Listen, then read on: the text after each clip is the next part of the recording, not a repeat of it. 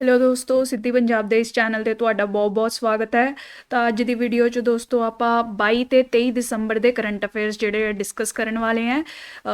ਤਾਂ ਅੱਜ ਜਿਹੜੇ ਆਪਾਂ ਟੌਪਿਕ ਡਿਸਕਸ ਕਰਨ ਵਾਲੇ ਹੈ ਇਹ ਤੁਹਾਡੇ ਸਾਹਮਣੇ ਪ੍ਰੈਜ਼ੈਂਟਡ ਨੇ। ਬਹੁਤ ਹੀ ਇੰਪੋਰਟੈਂਟ ਟੌਪਿਕਸ ਐਗਜ਼ਾਮ ਪਰਸਪੈਕਟਿਵ ਤੋਂ ਅੱਜ ਆਪਾਂ ਡਿਸਕਸ ਕਰਾਂਗੇ।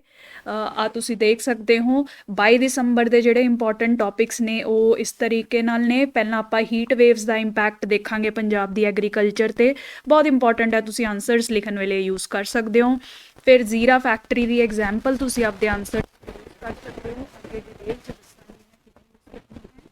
ਦੈਨ ਸਾਂਝਾ ਮਜ਼ਦੂਰ ਮੋਰਚਾ ਪ੍ਰੋਟੈਸਟ, ਲੇਬਰ ਪ੍ਰੋਟੈਸਟ ਅੱਜ ਕੱਲ੍ਹ ਪੰਜਾਬ 'ਚ ਚੱਲ ਰਹੇ ਨੇ। ਤਾਂ ਇਹ ਪ੍ਰੈਸ਼ਰ ਗਰੁੱਪ ਹੈ ਇੱਕ, ਇਹਦੇ ਬਾਰੇ ਵੀ ਥੋੜਾ ਪੜ੍ਹ ਲਵਾਂਗੇ ਤੇ ਇਹਨਾਂ ਨੂੰ ਆਨਸਰਸ 'ਚ ਕਿਵੇਂ ਯੂਜ਼ ਕਰਨਾ ਹੈ ਉਹ ਦੇਖਾਂਗੇ। ਫਿਰ ਚੌਥਾ ਟੌਪਿਕ ਆਪਣਾ ਡਿਸਕਸ਼ਨ ਦਾ ਹੋਊਗਾ Punjab awarded for health and wellness centres, ਇਹਦੇ ਬਾਰੇ ਦੇਖਾਂਗੇ। ਵਿਮਨ ਦੀ ਕੰਡੀਸ਼ਨ ਅੰਡਰ ਤਾਲਿਬਾਨ ਰੂਲ, ਉਹ ਪੰਜਵਾਂ ਟੌਪਿਕ ਆਫ ਡਿਸਕਸ਼ਨ ਹੋਵੇਗਾ। ਠੀਕ ਹੈ ਜੀ। ਇਸ ਤੋਂ ਬਾਅਦ 23 ਦਸੰਬਰ ਦੀ ਅਗੇਨ ਡਿਸਕਸ਼ਨ ਕਰਾਂਗੇ। ਬਹੁਤ ਹੀ ਜ਼ਿਆਦਾ ਇੰਪੋਰਟੈਂਟ ਇਹ ਚਾਰੋਂ ਟੌਪਿਕ ਜਿਹੜੇ ਅੱਜ ਆਏ ਨੇ, ਬਹੁਤ ਹਾਈ ਪ੍ਰੋਬੇਬਿਲਿਟੀ ਹੈ ਐਗਜ਼ਾਮ 'ਚ ਕਿਸੇ ਨਾ ਕਿਸੇ ਤਰੀਕੇ ਨਾਲ ਪੁੱਛੇ ਜਾਣ, ਚਾਹੇ ਤੁਹਾਡਾ ਪ੍ਰੀਲਿਮਸ ਹੋਵੇ ਚਾਹੇ ਮੇਨਸ, ਦੋਨਾਂ ਵਿੱਚ ਇਸ ਚੋਂ ਕੁਐਸਚਨ ਆ ਸਕਦੇ ਨੇ। ਤਾਂ ਗੁਰੂ ਤੇਗ ਬਹਾਦਰ ਜੀ ਦੀ ਮਾਰਟੀਰਡਮ ਤੇ ਭਾਈ ਜੈਦਾ ਜੀ ਕੌਣ ਸੀ ਤੇ ਉਹਨਾਂ ਦਾ ਰੋਲ ਕਿਆ ਸੀ, ਇਹ ਸਭ ਪੜਾਂਗੇ ਪਹਿਲਾਂ ਆਪਾਂ। ਫਿਰ ਬੈਟਲ ਆਫ ਚਮਕੌਰ, ਬਹੁਤ ਇੰਪੋਰਟੈਂਟ, ਆਲਰੇਡੀ ਸੀਸੈਟ ਦੇ ਪਾਰਟ 'ਚ, ਹਾਂਜੀ ਇਹ ਤੁਹਾਨੂੰ ਨਹੀਂ ਪਤਾ, ਪੰਜਾਬ ਈਸੀਐਸ ਦੇ ਸੀਸੈਟ 'ਚ ਪੰਜਾਬੀ ਦੇ ਕੁਐਸਚਨ ਵੀ ਆਉਂਦੇ ਨੇ। ਤਾਂ ਉਸ ਨਾਲ ਰਿਲੇਟਡ ਬੈਟਲ ਦੇ ਚਮਕੌਰ ਤੇ ਕੁਐਸਚਨ ਸੀਸੈਟ 'ਚ ਆਲਰੇਡੀ ਪੁੱਛਿਆ ਗਿਆ ਹੈ, ਤਾਂ ਇਹਨੂੰ ਆਪਾਂ ਅੱਜ ਡਿਟੇਲ 'ਚ ਡਿਸਕਸ ਕਰ ਲਾਂਗੇ। ਠੀਕ ਹੈ ਜੀ। ਫਿਰ ਕੁਝ ਡਾਟਾ ਹੈ ਪੰਜਾਬ ਦੇ ਡੈਟ ਪ੍ਰੋਬਲਮ ਤੇ, ਇਹਨੂੰ ਡਿਸਕਸ ਕਰ ਲਾਂਗੇ। ਤੇ ਫਾਈਨਲੀ ਜਿਹੜਾ ਇੱਕ ਅਵਾਰਡ ਮਿਲਿਆ ਹੈ ਪੰਜਾਬ ਦੀ ਪੋਇਟਸ ਨੂੰ, ਇਹਦੇ ਬਾਰੇ ਡਿਟੇਲ 'ਚ ਡਿਸਕਸ ਕਰਾਂਗੇ। ਤਾਂ ਫਿਰ ਮੇਰੇ ਨਾਲ ਜੁੜੇ ਰਹੋ, ਬਹੁਤ ਹੀ ਇੰਪੋਰਟੈਂਟ ਡਿਸਕਸ਼ਨ ਅੱਜ ਆਪਣੀ। ਤੇ ਜਿਵੇਂ ਅਸੀਂ ਕਹਿੰਦੇ ਹਾਂ ਕਿ ਅਗਰ ਤੁਹਾਡਾ ਹੈ ਟਾਰਗੇਟ ਪੰਜਾਬ, ਫੋਲੋ ਕਰਦੇ ਰਹੋ ਸਿੱਧੀ ਪੰਜਾਬ। ਠੀਕ ਹੈ ਜੀ। ਚਲੋ ਫਿਰ ਅੱਜ ਦੀ ਡਿਸਕਸ਼ਨ ਸ਼ੁਰੂ ਕਰਦੇ ਹਾਂ ਪਹਿਲੇ ਟੌਪਿਕ ਦੇ ਨਾਲ। ਪਹਿਲਾ ਟੌਪਿਕ ਹੈ ਹੀਟ ਵੇਵ ਦੀ problem in Punjab and Haryana had led to production all over country से। जो वीट प्रोडक्शन है वो बहुत हीट वेव के करके। ਤਾਂ ਇਹ ਆਰਟੀਕਲ ਦੇਖੋ ਤੁਹਾਨੂੰ ਮਲਟੀਪਲ ਵੇਜ਼ ਨਾਲ ਕੰਮ ਆ ਸਕਦਾ ਹੈ। ਤੁਸੀਂ GS 1 ਅਗਰ ਹੀਟ ਵੇਵ ਦੇ ਇੰਪੈਕਟਸ ਤੇ ਕੋਈ ਕੁਐਸਚਨ ਆਉਂਦਾ ਹੈ ਉਸ 'ਚ ਵੀ ਇਹ ਐਗਜ਼ਾਮਪਲ ਬਹੁਤ ਅੱਛੀ ਤਰੀਕੇ ਨਾਲ ਯੂਜ਼ ਕਰ ਸਕਦੇ ਹੋ। ਐਗਰੀਕਲਚਰ ਇਸ਼ੂਜ਼ ਤੇ ਕੋਈ ਕੁਐਸਚਨ ਆਉਂਦਾ ਹੈ ਉਸ 'ਚ ਵੀ ਤੁਸੀਂ ਕਲਾਈਮੇਟ ਚੇਂਜ ਦਾ ਇੰਪੈਕਟ, ਕਲਾਈਮੇਟ ਐਮਰਜੈਂਸੀ ਦਾ ਇੰਪੈਕਟ ਮੈਂਸ਼ਨ ਕਰਕੇ ਇਹ ਐਗਜ਼ਾਮਪਲ ਯੂਜ਼ ਕਰ ਸਕਦੇ ਹੋ, ਇਹ ਡਾਟਾ ਯੂਜ਼ ਕਰ ਸਕਦੇ ਹੋ। ਇਨਵਾਇਰਮੈਂਟ ਤੇ ਕੋਈ ਕੁਐਸਚਨ ਆਉਂਦਾ ਹੈ, ਤੁਹਾਡੀ ਕੋਈ ਕੇਸ ਸਟੱਡੀ ਆਉਂਦੀ ਹੈ, ਪੁਆਇੰਟ ਜਿਹੜਾ ਤੁਸੀਂ ਯੂਜ਼ ਕਰ ਸਕਦੇ ਹੋ, ਇਹ ਆਬਜ਼ਰਵੇਸ਼ਨ ਯੂਜ਼ ਕਰ ਸਕਦੇ ਹੋ। ਠੀਕ ਹੈ। ਹੁਣ ਆਪਾਂ ਥੋੜਾ ਦੇਖ ਲੈਂਦੇ ਹਾਂ ਕਿ ਇਹ ਨਿਊਜ਼ ਹੈ ਕਿਆ। ਦੇਖੋ ਗਵਰਨਮੈਂਟ ਕਹਿ ਰਹੀ ਹੈ ਕਿ ਐਕਸਟ੍ਰੀਮ ਵੈਦਰ ਕੰਡੀਸ਼ਨਸ ਦੀ ਵਜ੍ਹਾ ਤੋਂ ਵੀਟ ਪ੍ਰੋਡਕਸ਼ਨ ਤੇ ਬਹੁਤ ਇੰਪੈਕਟ ਹੋ ਰਿਹਾ ਹੈ। ਓਵਰਆਲ ਇਹ ਡਾਟਾ ਸਾਹਮਣੇ ਆਇਆ ਹੈ ਕਿ ਐਕਸਟ੍ਰੀਮ ਵੈਦਰ ਕੰਡੀਸ਼ਨਸ ਦੇ ਕਰਕੇ, ਬਹੁਤ ਜ਼ਿਆਦਾ ਗਰਮੀ ਹੋਣ ਕਰਕੇ, ਬਹੁਤ ਜ਼ਿਆਦਾ ਇਵੈਪੋ ਟਰਾਂਸਪੀਰੇਸ਼ਨ ਹੋਣ ਕਰਕੇ ਵੀਟ ਦੀ ਪ੍ਰੋਡਕਸ਼ਨ ਜਿਹੜੀ ਹੈ 2.75 ਮਿਲੀਅਨ ਟਨਸ ਤੋਂ ਘਟ ਗਈ ਹੈ। ਪਹਿਲਾਂ ਅਗਰ ਕੁਝ ਪ੍ਰੋਡਕਸ਼ਨ ਸੀ ਉਸ ਤੋਂ ਘਟ ਗਈ ਹੈ 2.75 ਮਿਲੀਅਨ ਟਨ ਨਾਲ। ਠੀਕ ਹੈ ਜੀ।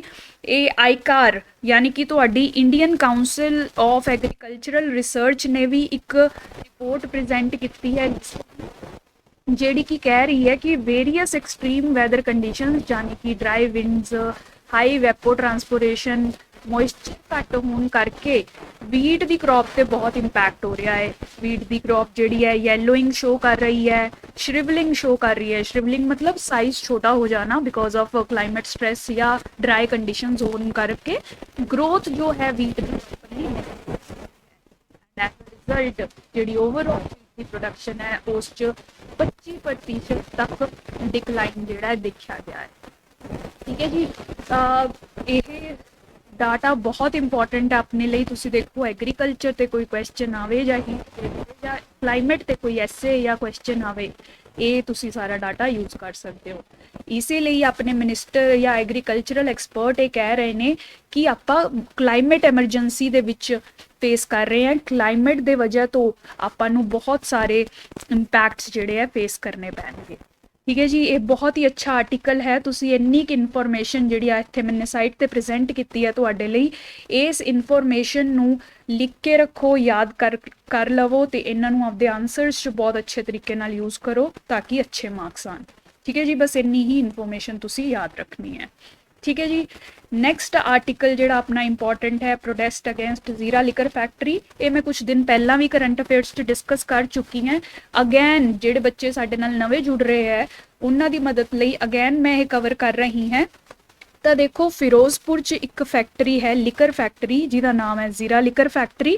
ये फिरोजपुर च यू नो इस्टैबलिश्ड है तुसी कह सकते हो। तो इस फैक्ट्री करके ਜਿਹੜੇ ਲੋਕ ਹੈ ਉਹ ਬਹੁਤ ਇੰਪੈਕਟ ਹੋ ਰਿਹਾ ਹੈ। ਲੋਕਲ ਲੋਕਾਂ ਨੂੰ ਬਹੁਤ ground water pollution, air water pollution ਦਾ ਸਾਹਮਣਾ ਕਰਨਾ ਪੈ ਰਿਹਾ ਹੈ। ਠੀਕ ਹੈ ਜੀ, ਤੁਹਾਨੂੰ ਪਤਾ ਹੀ ਹੈ ਜਿਹੜੀਆਂ ਇੰਡਸਟਰੀਜ਼ ਹੁੰਦੀਆਂ ਹੈ ਕਾਫੀ ਪੋਲਿਊਟਿੰਗ ਹੁੰਦੀਆਂ ਹੈ, ਇਹ ਆਪਦੀ 에ਅਰ ਐਮਿਸ਼ਨਸ, ਵਾਟਰ ਐਮਿਸ਼ਨਸ ਨੂੰ ਚੈੱਕ ਨਹੀਂ ਕਰਦੀਆਂ। ਤਾਂ ਉਸ ਦੀ ਹੀ ਇੱਕ ਐਗਜ਼ਾਮਪਲ ਹੈ ਇਹ ਜ਼ੀਰਾ ਫੈਕਟਰੀ ਦੇ ਪ੍ਰੋਟੈਸਟ। ਤਾਂ ਲੋਕਾਂ ਨੇ ਹੁਣ ਪ੍ਰੋਟੈਸਟ ਸ਼ੁਰੂ ਕਰਤੇ ਹੈ।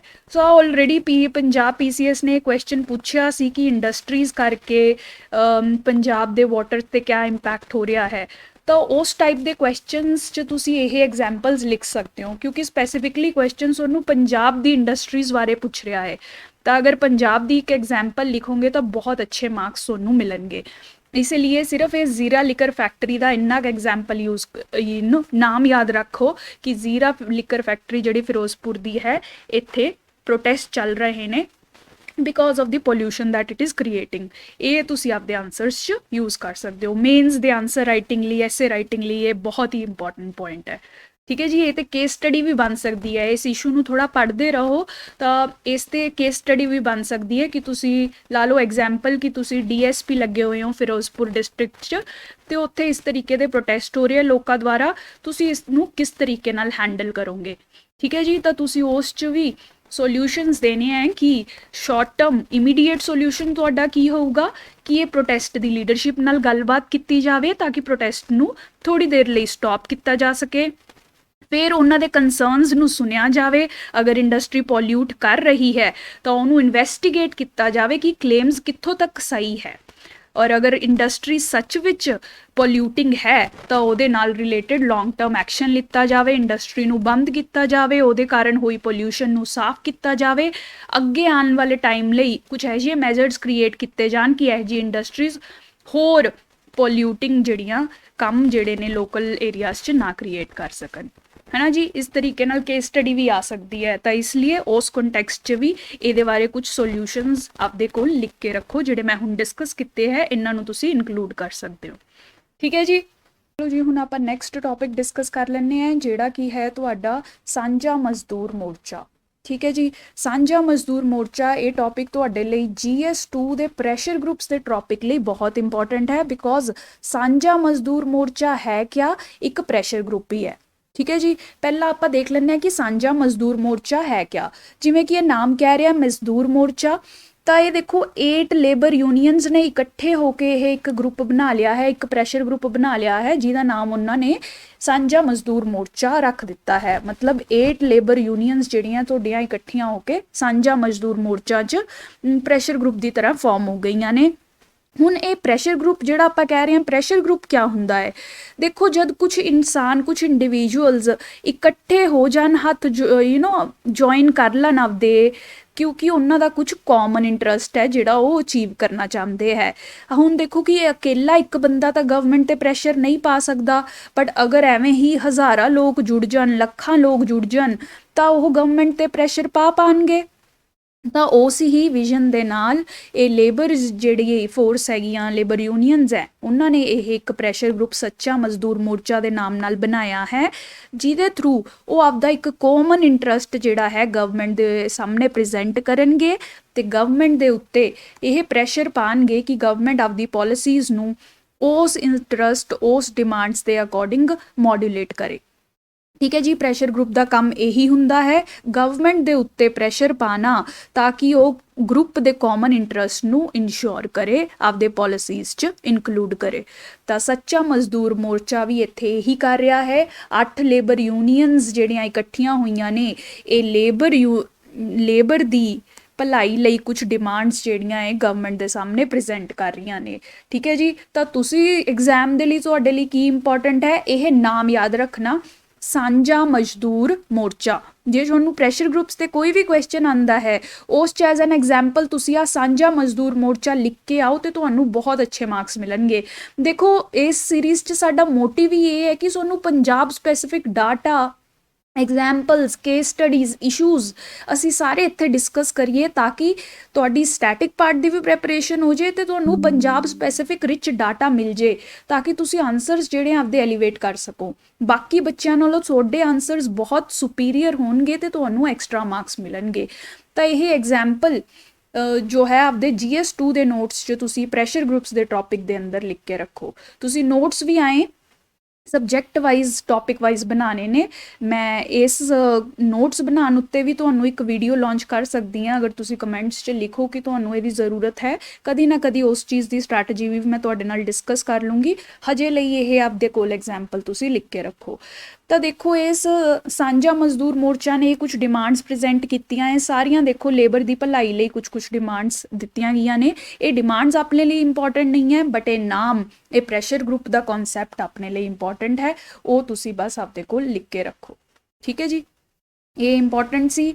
ਉਹ ਤੋਂ ਬਾਅਦ next news item, Punjab awarded for achieving target to open HWCs that is health and welfare centres. ਠੀਕ ਹੈ ਜੀ, ਇਹਨੂੰ ਵੀ ਪ੍ਰੀਲਿਮਸ 'ਚ ਕੁਐਸਚਨ ਆ ਸਕਦਾ ਹੈ ਜਾਂ ਤੁਸੀਂ ਆਪਦੇ ਐਸੇਜ਼ ਜਾਂ ਆਨਸਰਸ 'ਚ ਯੂਜ਼ ਕਰ ਸਕਦੇ ਹੋ। ਤਾਂ ਇਸ ਨਿਊਜ਼ 'ਚ ਹੈ ਕਿਆ, ਦੇਖੋ ਪੰਜਾਬ ਨੂੰ ਟਾਰਗੇਟ ਦਿੱਤਾ ਗਿਆ ਸੀ ਕਿ ਬਾਏ ਐਂਡ ਆਫ December 2022 ਕੁਝ 2800 health and wellness centres Punjab ਨੇ ਸੈਟਅਪ ਕਰਨੇ ਹੈ। ਬਟ ਦੇਖੋ ਪੰਜਾਬ ਨੇ already almost 3000 health and welfare centres ਜਿਹੜੇ ਐਸਟੈਬਲਿਸ਼ ਕਰ ਦਿੱਤੇ ਹੈ। ਤਾਂ ਮਤਲਬ ਪੰਜਾਬ ਜਿਹੜਾ ਹੈ ਅਹੈਡ ਆਫ ਟਾਰਗੇਟ ਮੂਵ ਕਰ ਰਿਹਾ ਹੈ, ਇਸੇ ਲਈ ਇਹਨੂੰ ਅਵਾਰਡ ਦਿੱਤਾ ਗਿਆ ਹੈ ਬਹੁਤ ਅੱਛੇ ਤਰੀਕੇ ਨਾਲ ਕੰਮ ਕਰਨ ਲਈ। ਠੀਕ ਹੈ ਜੀ, ਟਾਈਮਲਾਈਨ ਤੋਂ ਪਹਿਲਾਂ ਹੀ ਬਹੁਤ ਸਾਰੇ health and wellness centres Punjab ਨੇ ਐਸਟੈਬਲਿਸ਼ ਕਰਤੇ। ਹੁਣ ਇਨ ਹੈਲਥ ਐਂਡ ਵੈਲਨੈਸ ਸੈਂਟਰਸ ਦਾ ਸਿਗਨੀਫਿਕੈਂਸ ਕਿਆ ਹੈ, ਦੇਖੋ ਜਿਹੜੇ ਹੈਲਥ ਐਂਡ ਵੈਲਨੈਸ ਸੈਂਟਰਸ ਨੇ ਇਹ ਲੋਕਲ ਲੈਵਲ ਤੇ ਐਸਟੈਬਲਿਸ਼ ਕੀਤੇ ਜਾਂਦੇ ਨੇ, ਵਿਲੇजेस 'ਚ, ਛੋਟੇ ਏਰੀਆਜ਼ 'ਚ। These are very close to the people, ਤੁਸੀਂ ਕਹਿ ਸਕਦੇ ਹੋ ਪੀਪਲ ਨਾਲ ਡਾਇਰੈਕਟ ਕਨੈਕਟ ਹੁੰਦਾ ਹੈ। ਤਾਂ ਇਹ ਲੋਕਾਂ ਲਈ ਫਰਸਟ ਹੈਲਥ ਸੈਂਟਰ ਹੁੰਦੇ ਆ ਜਿੱਥੇ ਉਹ ਜਾ ਕੇ ਹੈਲਥ ਸਰਵਿਸਿਜ਼ ਲੈ ਸਕਦੇ ਆ। ਪ੍ਰਾਇਮਰੀ ਹੈਲਥ ਸਰਵਿਸਿਜ਼ ਜਿਹੜੀਆਂ ਇੱਥੇ ਪ੍ਰੋਵਾਈਡ ਕੀਤੀਆਂ ਜਾਂਦੀਆਂ ਹੈ। ਡਿਸੀਜ਼ਸ ਨੂੰ ਕਿਵੇਂ ਅਵੋਇਡ ਕਰਨਾ ਹੈ ਉਹ ਵੀ ਲੋਕਾਂ ਨੂੰ ਦੱਸਿਆ ਜਾਂਦਾ ਹੈ। ਜਿਵੇਂ ਤੁਸੀਂ ਦੇਖਿਆ ਉਹ ਬਹੁਤ ਵਾਰ ਤੁਹਾਡੇ ਘਰੇ ਲੋਕ ਆਉਂਦੇ ਆ ਕਹਿਣ ਲਈ ਕਿ ਕਿਤੇ ਵੀ ਪਾਣੀ ਨਹੀਂ ਸਟੋਰ ਕਰਨਾ, ਡੇਂਗੂ ਦਾ ਖਤਰਾ ਹੈ। ਠੀਕ ਹੈ, ਉਹ ਪ੍ਰੀਵੈਂਟਿਵ ਸਟੈਪਸ ਹੀ ਹੁੰਦੇ ਨੇ ਕਿ ਆਪਾਂ ਨੂੰ ਬਿਮਾਰੀ ਹੋਵੇ ਹੀ ਨਾ। ਕੋਵਿਡ ਦੇ ਰਿਗਾਰਡਿੰਗ ਬਹੁਤ ਸਾਰੀ ਗਾਈਡਲਾਈਨਸ ਦਿੱਤੀਆਂ ਜਾਂਦੀਆਂ ਹੈ। ਤਾਂ ਇਹ ਸਭ ਕੰਮ ਜਿਹੜੇ ਆ ਹੈਲਥ ਐਂਡ ਵੈਲਨੈਸ ਸੈਂਟਰਸ ਤੇ ਇਹਦੇ ਵਰਕਰਸ ਦੇ ਥਰੂ ਹੀ ਕਰਾਇਆ ਜਾਂਦਾ ਹੈ। ਜਿਵੇਂ ਕਿ ਆਸ਼ਾਜ਼ ਹੋ ਗਈਆਂ, ANMs ਹੋ ਗਈਆਂ, ਇਸ ਤਰੀਕੇ ਦੇ ਬਹੁਤ ਲੋਕਲ ਲੈਵਲ ਵਰਕਰਸ ਨੇ ਜਿਹੜੇ ਕਿ ਹੈਲਥ ਕੇਅਰ ਦੀ ਇੰਡਸਟਰੀ 'ਚ ਕੰਮ ਕਰਦੇ ਨੇ। ਠੀਕ ਹੈ ਜੀ, ਇਹ ਹੈਲਥ ਵੈਲਨੈਸ ਸੈਂਟਰਸ ਟੈਲੀਮੈਡੀਸਿਨ ਵੀ ਪ੍ਰੋਵਾਈਡ ਕਰਦੇ ਹੈ। ਤਾਂ ਤੁਹਾਨੂੰ ਪਤਾ ਹੀ ਹੈ ਕਿ ਲੋਕਲ ਏਰੀਆਜ਼ 'ਚ, ਵਿਲੇजेस 'ਚ ਜਾਂ ਸੈਮੀ ਰੂਰਲ ਏਰੀਆਜ਼ 'ਚ ਬਹੁਤ ਅੱਛੇ ਡਾਕਟਰ ਨਹੀਂ ਹੁੰਦੇ। ਤਾਂ ਟੈਲੀਮੈਡੀਸਿਨ ਇੱਕ ਇਹੋ ਜਿਹਾ ਟੈਕਨੀਕ ਹੈ ਜਿਹਦੇ ਥਰੂ ਜਿਹੜੇ ਇੱਥੇ ਹੈਲਥ ਐਂਡ ਵੈਲਨੈਸ 'ਚ ਟ੍ਰੇਨਡ ਆਫੀਸ਼ੀਅਲਸ ਜਿਹੜੇ ਬੈਠੇ ਹੈ ਇਹ ਕੰਪਿਊਟਰ ਦੇ ਥਰੂ ਲੋਕਾਂ ਨੂੰ ਹਾਈ ਸਪੈਸ਼ਲਿਸਟ ਡਾਕਟਰਸ ਨਾਲ ਕਨੈਕਟ ਕਰ ਸਕਦੇ ਨੇ। ਠੀਕ ਹੈ ਜੀ, ਇਸੇ ਲਈ ਹੈਲਥ ਐਂਡ ਵੈਲਨੈਸ ਸੈਂਟਰਸ ਜਿਹੜੇ ਆ ਬਹੁਤ ਸਿਗਨੀਫਿਕੈਂਟ ਹੈ ਲੋਕਾਂ ਲਈ। First centre of health and welfare ਇਹ ਰਿਪਰੈਜ਼ੈਂਟ ਕਰਦੇ ਹੈ, ਡਿਸੀਜ਼ਸ ਨੂੰ ਪ੍ਰੀਵੈਂਟ ਕਰਨ 'ਚ ਹੈਲਪ ਕਰਦੇ ਨੇ ਤੇ ਟੈਲੀਮੈਡੀਸਿਨ ਦੀ ਫੈਸਿਲਿਟੀ ਲੋਕਾਂ ਤੱਕ ਪਹੁੰਚਾਉਣ 'ਚ ਕੰਮ ਕਰਦੇ ਨੇ। ਠੀਕ ਹੈ ਜੀ, ਬਸ ਇਹ ਤੁਸੀਂ ਇਨਫੋਰਮੇਸ਼ਨ ਆਪਦੇ ਕੋਲ ਲਿਖ ਕੇ ਰੱਖੋ। ਇਹਨੂੰ ਐਸੇਜ਼ 'ਚ, ਆਰਟੀਕਲਸ ਯੂਜ਼ ਕਰ ਸਕਦੇ ਹੋ। ਕਦੀ ਤੁਸੀਂ ਪੰਜਾਬ ਗਵਰਨਮੈਂਟ ਦੀ ਹੈਲਥ ਸੈਕਟਰ 'ਚ ਅਚੀਵਮੈਂਟਸ ਦੱਸਣੀਆਂ ਹੋਣ ਉੱਥੇ ਵੀ ਤੁਸੀਂ ਆ ਯੂਜ਼ ਕਰ ਸਕਦੇ ਹੋ। ਠੀਕ ਹੈ ਜੀ, ਇੰਨਾ ਕੁ ਡਾਟਾ ਹੈ, ਆਪਾਂ ਕੁਝ ਹੋਰ ਜ਼ਿਆਦਾ ਨਹੀਂ ਕਰਨਾ। ਤੁਹਾਡੇ ਸੋਸਾਇਟੀ ਸੋਸ਼ਲ ਇਸ਼ੂਜ਼ ਦੇ ਪਾਰਟ 'ਚ ਇਹ ਕੁਐਸਚਨ ਪੁੱਛਿਆ ਜਾ ਸਕਦਾ ਹੈ ਜਾਂ ਗਵਰਨੈਂਸ ਦੇ ਪਾਰਟ 'ਚ ਵੀ ਪੁੱਛਿਆ ਜਾ ਸਕਦਾ ਹੈ। ਠੀਕ ਹੈ ਜੀ, ਨੈਕਸਟ ਤੁਹਾਡਾ ਇੰਟਰਨੈਸ਼ਨਲ ਰਿਲੇਸ਼ਨਸ ਦੇ ਪਰਸਪੈਕਟਿਵ ਤੋਂ ਆ ਇੰਪੋਰਟੈਂਟ ਆਰਟੀਕਲ ਸੀ।